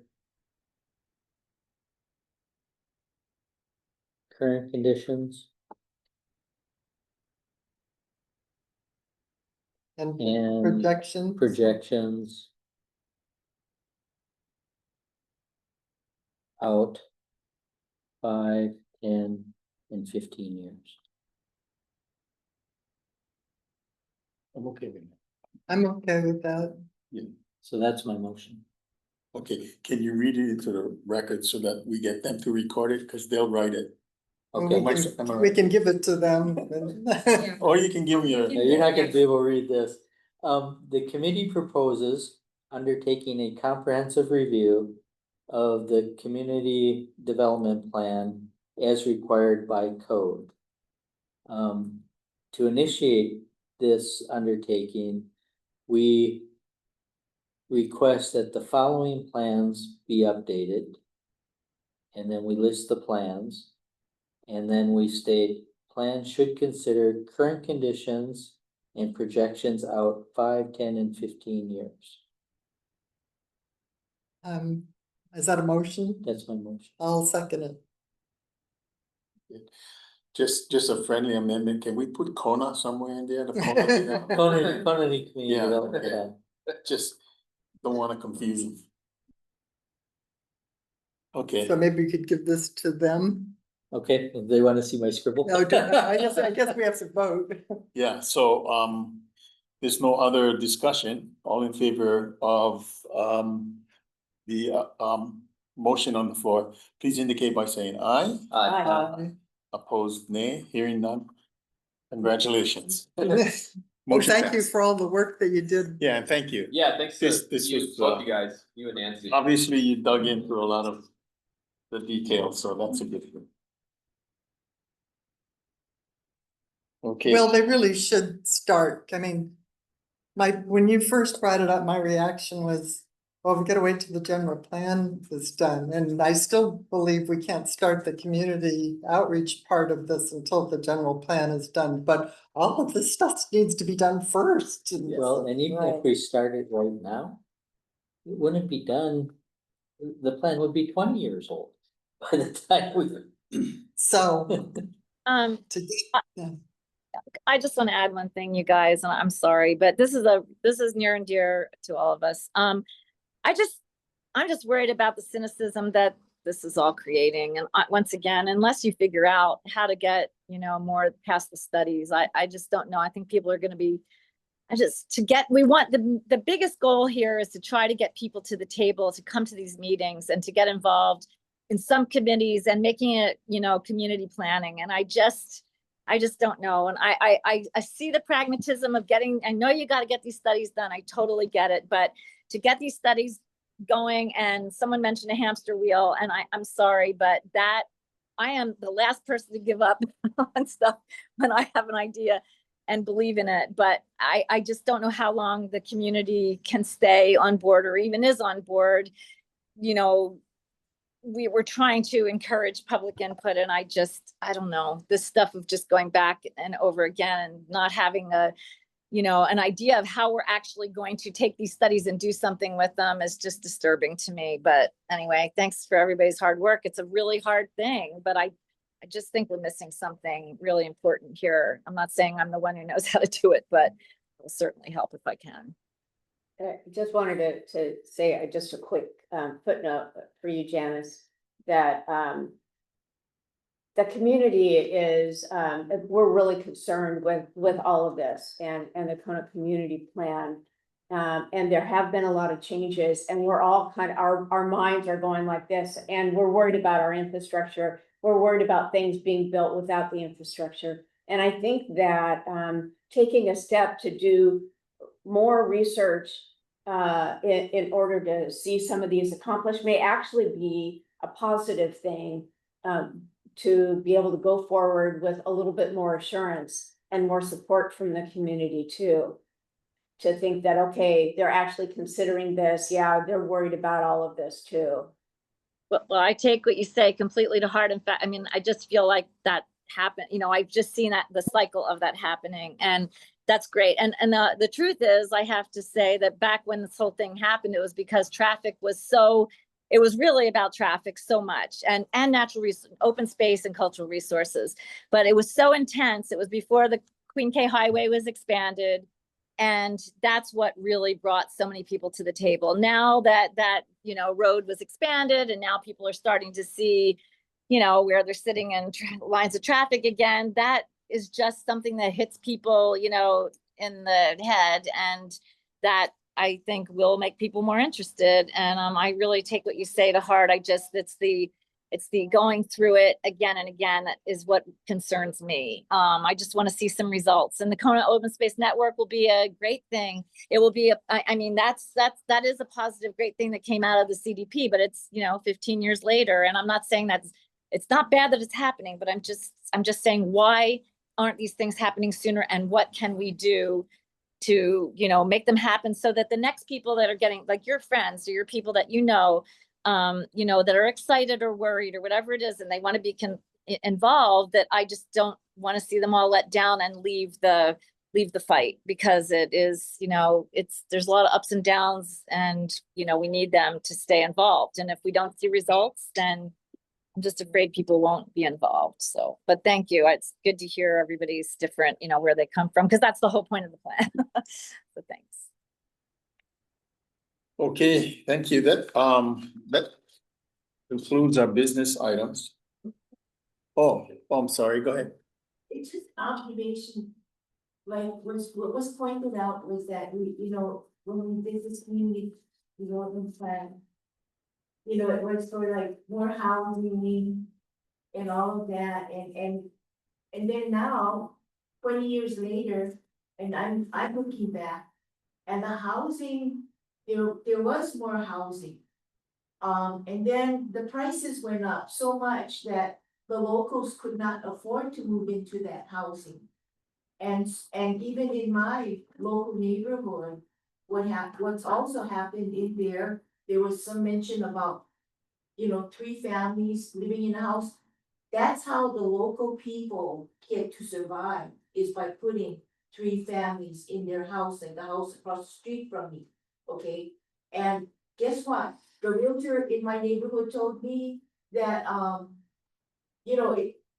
people, in the last 20 years, what I've noticed is, instead of us, the locals having more housing, we've now had more people moving in and taking that housing, because the housing is so expensive now, the locals can't afford it, and only the people from outside of Hawaii can afford it and have moved in. And what my realtor friend said was, they're buying sight unseen, they're buying without mortgages, they have the cash for it, and that's the kind of population that we're getting in Kona right now. That's what I see in my neighborhood, and driving on the streets and everything. It's not local people anymore. I mean, is that what our housing is supposed to be for? Is for the outsiders to move in and displace our locals? And then getting to the roadways, okay? What are we supposed to do? Are we supposed to be letting as many cars come in here as possible? Or can we restrict people from driving so much on our roads? I mean, there's a constant line down from Mauka on Kuakini Highway every day. And the only time I don't see a line is at midnight, when I'm going off to feed the cats in town, So, that's what we need to look at, is who's moving here? Who are these houses really for? It's not for the locals anymore. They can't afford to, not even in my neighborhood. Everybody that's moving in there is not local. That's what I wanna, piss me off. And that's definitely the emphasis of a lot of people right now, but that wasn't the emphasis when we drafted the last plan. Yeah. Things have changed, and I wanna point that out. It has changed. I see it right on my road. When prices spike like that, it's, economics is basic, it's supply and demand. Yes, right. We haven't had the supply to keep up with the demand. That's been Hawaii's history and future. Yeah. I think the other element to this, though, is you cannot afford the housing because people here don't get paid. No, the And median we're price of a supporting- home here in we're town is supporting- $1.1 million.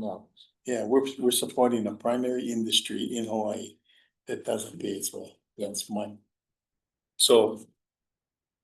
And that's always gonna be. I have two children who moved to Honolulu because they couldn't find work here that would afford them. So. That is it. Okay. We're gonna close the last item and go on to. Any third-party reports, government officials? Nope. New business, does any action committee members have any items they would like to consider for future meeting? If anyone has anyone has other agenda items, please email the CDP team.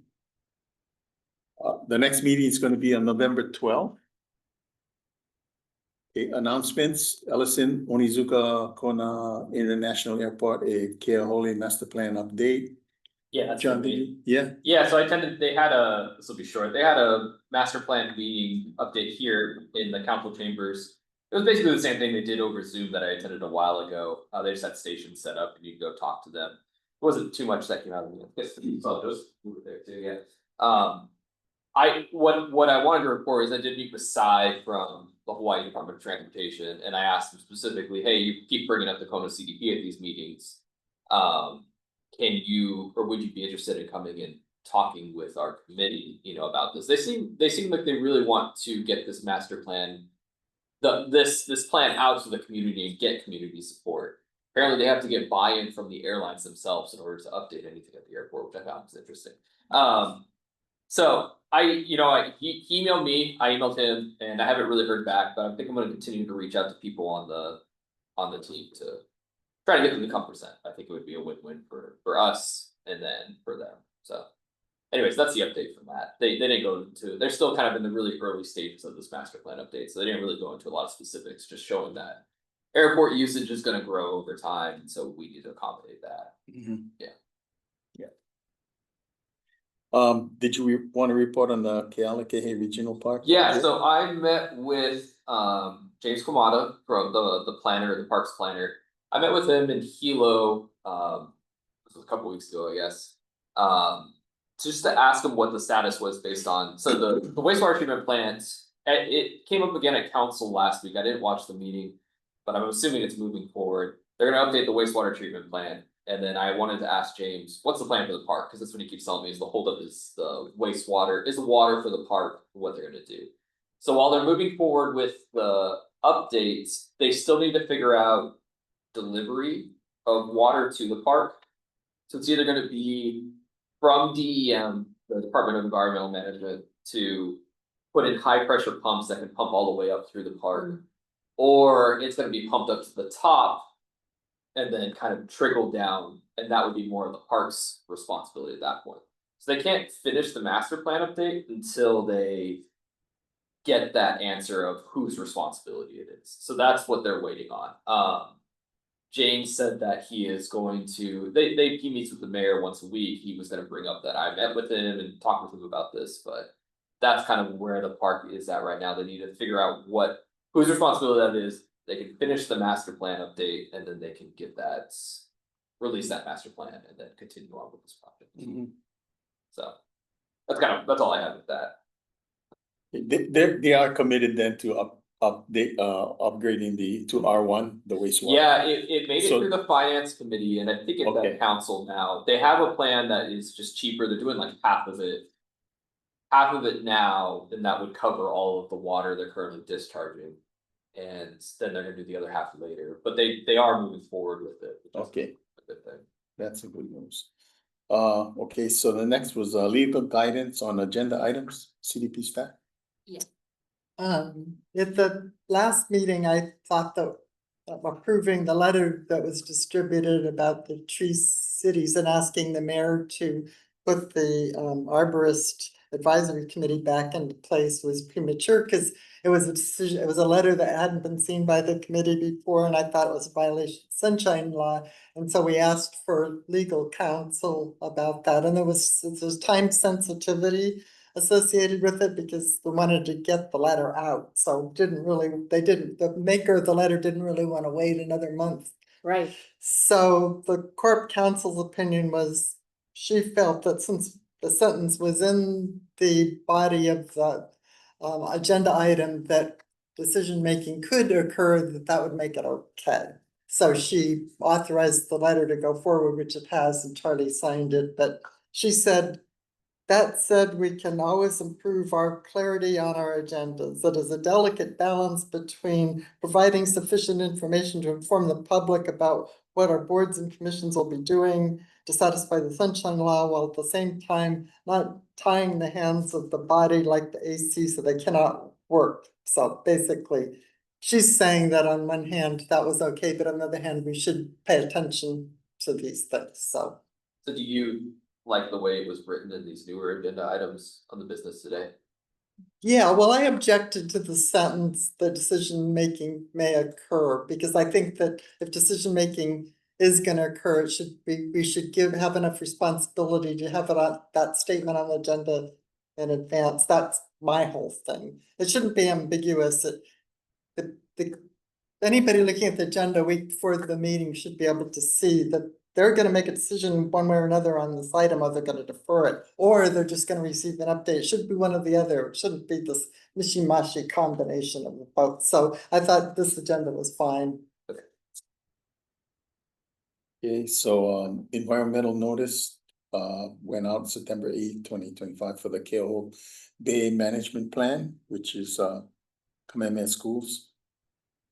Yeah, so that's already almost, that they have somebody, if they want to, has 40 Yes. days to file a contested case. So that the EIS isn't sufficient. We'll see what happens. Mhm. Charlie, do you know of anybody who is filing a case for that, or have you heard anything? I have not, no. Why I'd be surprised if nobody filed. Yeah, I haven't heard, I ran into, when I was walking early one morning, I ran into one of those women that been on the petition drive, and she was all upset because she heard that that the EIS had moved forward. And she said she's gonna get a bunch more signatures. I said, that's not gonna change anything. I said, you need to find an attorney, to file a contested case if you want. That's the stage this is at. You can't just get signatures, so. Is there any group that you guys know of? I mean, in the beginning, I thought maybe Hawaiian Civic Club. I just wonder if there's any groups that need our support or who are involved who might potentially do that. I haven't heard of anybody.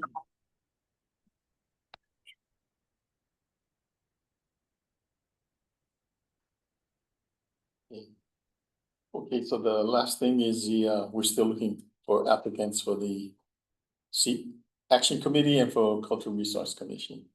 So Charlie, just so you guys know, I applied a couple months ago. Then I applied again because they said the application online wasn't up current, so I applied again over a month ago, and I just sent a message. I think it was to Micah in the administration. I just haven't heard a word. So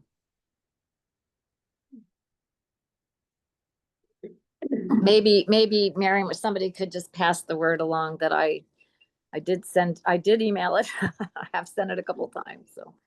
I wonder if we can get an update maybe at the next agenda to how many applicants are somewhere in queue. Yeah, I mean, I didn't even hear that. I mean, they responded the first time that they hadn't got my application. That was like in July or June. And then Yeah. he sent me a personal email. So yeah, I just haven't heard back if they had received it even. We So, can get an update. thanks. Okay.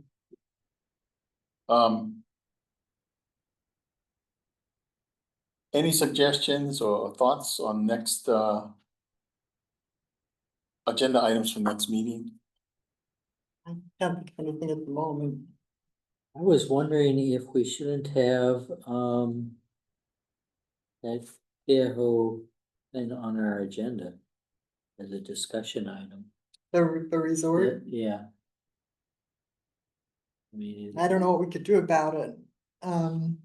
I mean, it's going through the, in fact, it's already been approved, so it's a legal process at this point. And They don't have their SMA though, I don't think.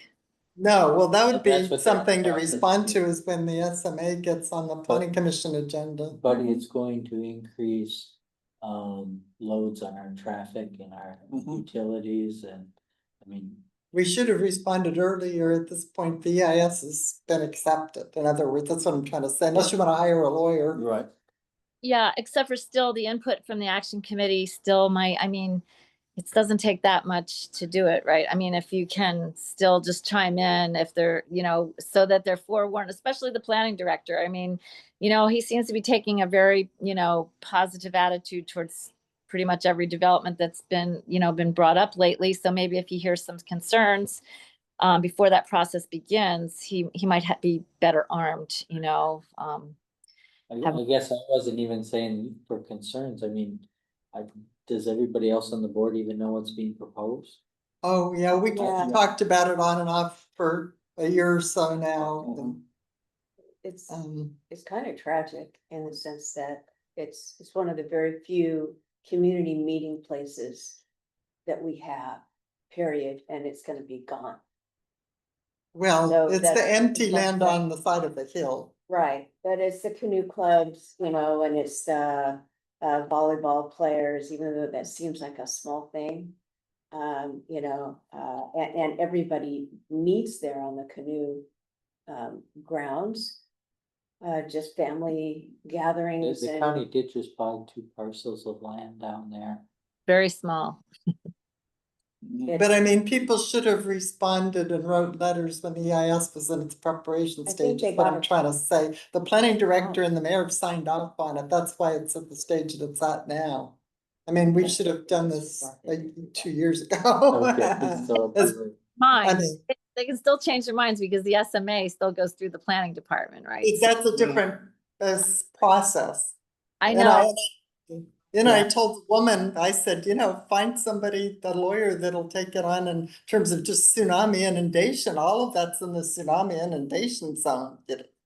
I don't think she has the capacity to do that, Nancy. I think it's gonna have to be somebody who has just a little bit more political savvy or direction. So, yeah.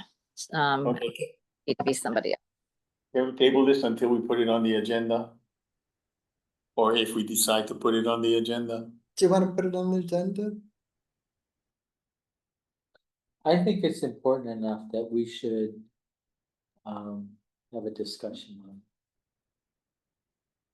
If we discuss it, then maybe we'll be prepared when it ends up on the Yeah. Leeward Planning Commission agenda, whether we want to respond to their request for SMA, because I think they have to do 2 SMAs to get approval to develop along the shoreline there.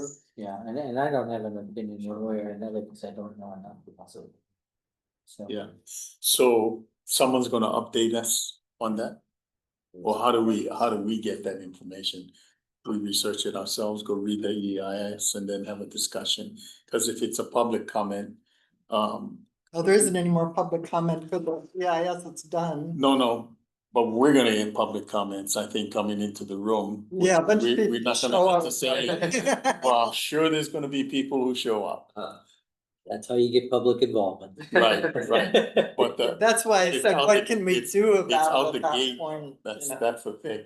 Well, that's why I said, let's frame it as a discussion and then we'll know further down the road if there is anything we want to do about it. Yeah, I think if there is the opportunity to testify, during the SMA. Yeah. Maybe Yeah. be prepared for that. Yeah. Cause that is gonna be a big. Yeah, they're trying to increase the commercial uses down there and tear down everything that currently exists. So maybe is it possible to have staff send us the what kind of study has been done thus far? What kind of plan has been done? You can Well, find the it. EIS. You can find It's all on it. the, It's Yeah. on Just go you can online. look at it. I'll send you the Yeah. link. It's linked on our agenda. Okay, so why don't we review what's available for the next meeting for a discussion on the project? And may I add, I can also see if there's a staff member from the planning division to come and answer questions. That'd be good. If, yeah, they have more familiarity with this project. Yeah. Okay, So I can see if he's available. It'd be great. I'd suspect the 40-day opportunity for contesting the EIS will be over by our next meeting. And, September 8th, But there's still SMA. October, November, no? no, Yeah, we were probably never gonna contest the EIS anyways. No. So that would be my proposal for adding to the agenda. I think for information purposes and discussion, it's fine. No decision making, no, I don't Yeah. think. We don't have anything to decide on anyway. that's what I was trying to say. There's nothing to Yeah. decide on. Right, right, There's nothing being voted on. yeah. Don't wanna give people a false Yeah. sense of expectations, so, That we can do something that we can't do. yeah. But input is still, I don't know, you guys, like, once again, like, because maybe the community just isn't as aware as they should be, every corner that it comes from can help on the next step, because once the SMA process begins, it can go, be done in a month or, whatever, and people don't know. I mean, I just don't think it can hurt, but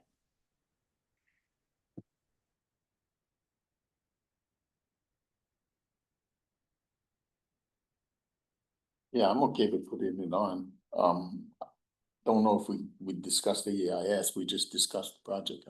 Yeah, And if we could And have if we can somebody get from someone Prime- on time. Sure, yeah, I can work on. yeah, that'd be good. Okay, any other items you wanna put on there? You wanna revisit are we gonna get that letter out and what have you, to the planning director and to the county council? Yeah, I Based on think- your motion, and then I we can think come we back should and have an make, update. we'll just get an update, okay? And then maybe an update on John's letter too. Yeah, that- Right, that- update on both. There might be an update on Tree City, I'm hoping to get. Okay. Get some Arbor Day celebrations going. I think like the Cahoaka for Adaptive Management Plan, I think the letter that is being crafted for the update is something that we need to like keep on the agenda almost perpetually, just to Yes. keep the pressure on. If I get a further update from the consultants from Peter Adler, I'll go ahead and then make sure whether these are for Yeah, public let's- reading. Yeah, I'm very interested in seeing yeah, those. I suppose I could. what's that? I can reach out, yeah, please, I'd like. Yeah. I can reach out and see where I'm doing this. Yeah. Yeah. Yeah, because right now it's under the council, the consultants doing, I'm not even sure whether Seaworm's being updated or not. Until the final plan is done, yeah. So right now it's in the circle of discussion. But it was open to they selected who was on the just a small group of people, but Did they get the cultural resource committee together? they're still working on that. I gave them a lot of notes. They've gone out and done more outreach though, which I appreciate. But they haven't met, the committee itself hasn't met to make recommendations. Where the other ones have. So, all right, if there's no other business or comments or anything, we can adjourn. All motions to adjourn. Second. Okay, all in favor of adjourning? Uh, What do you think about moving the farm?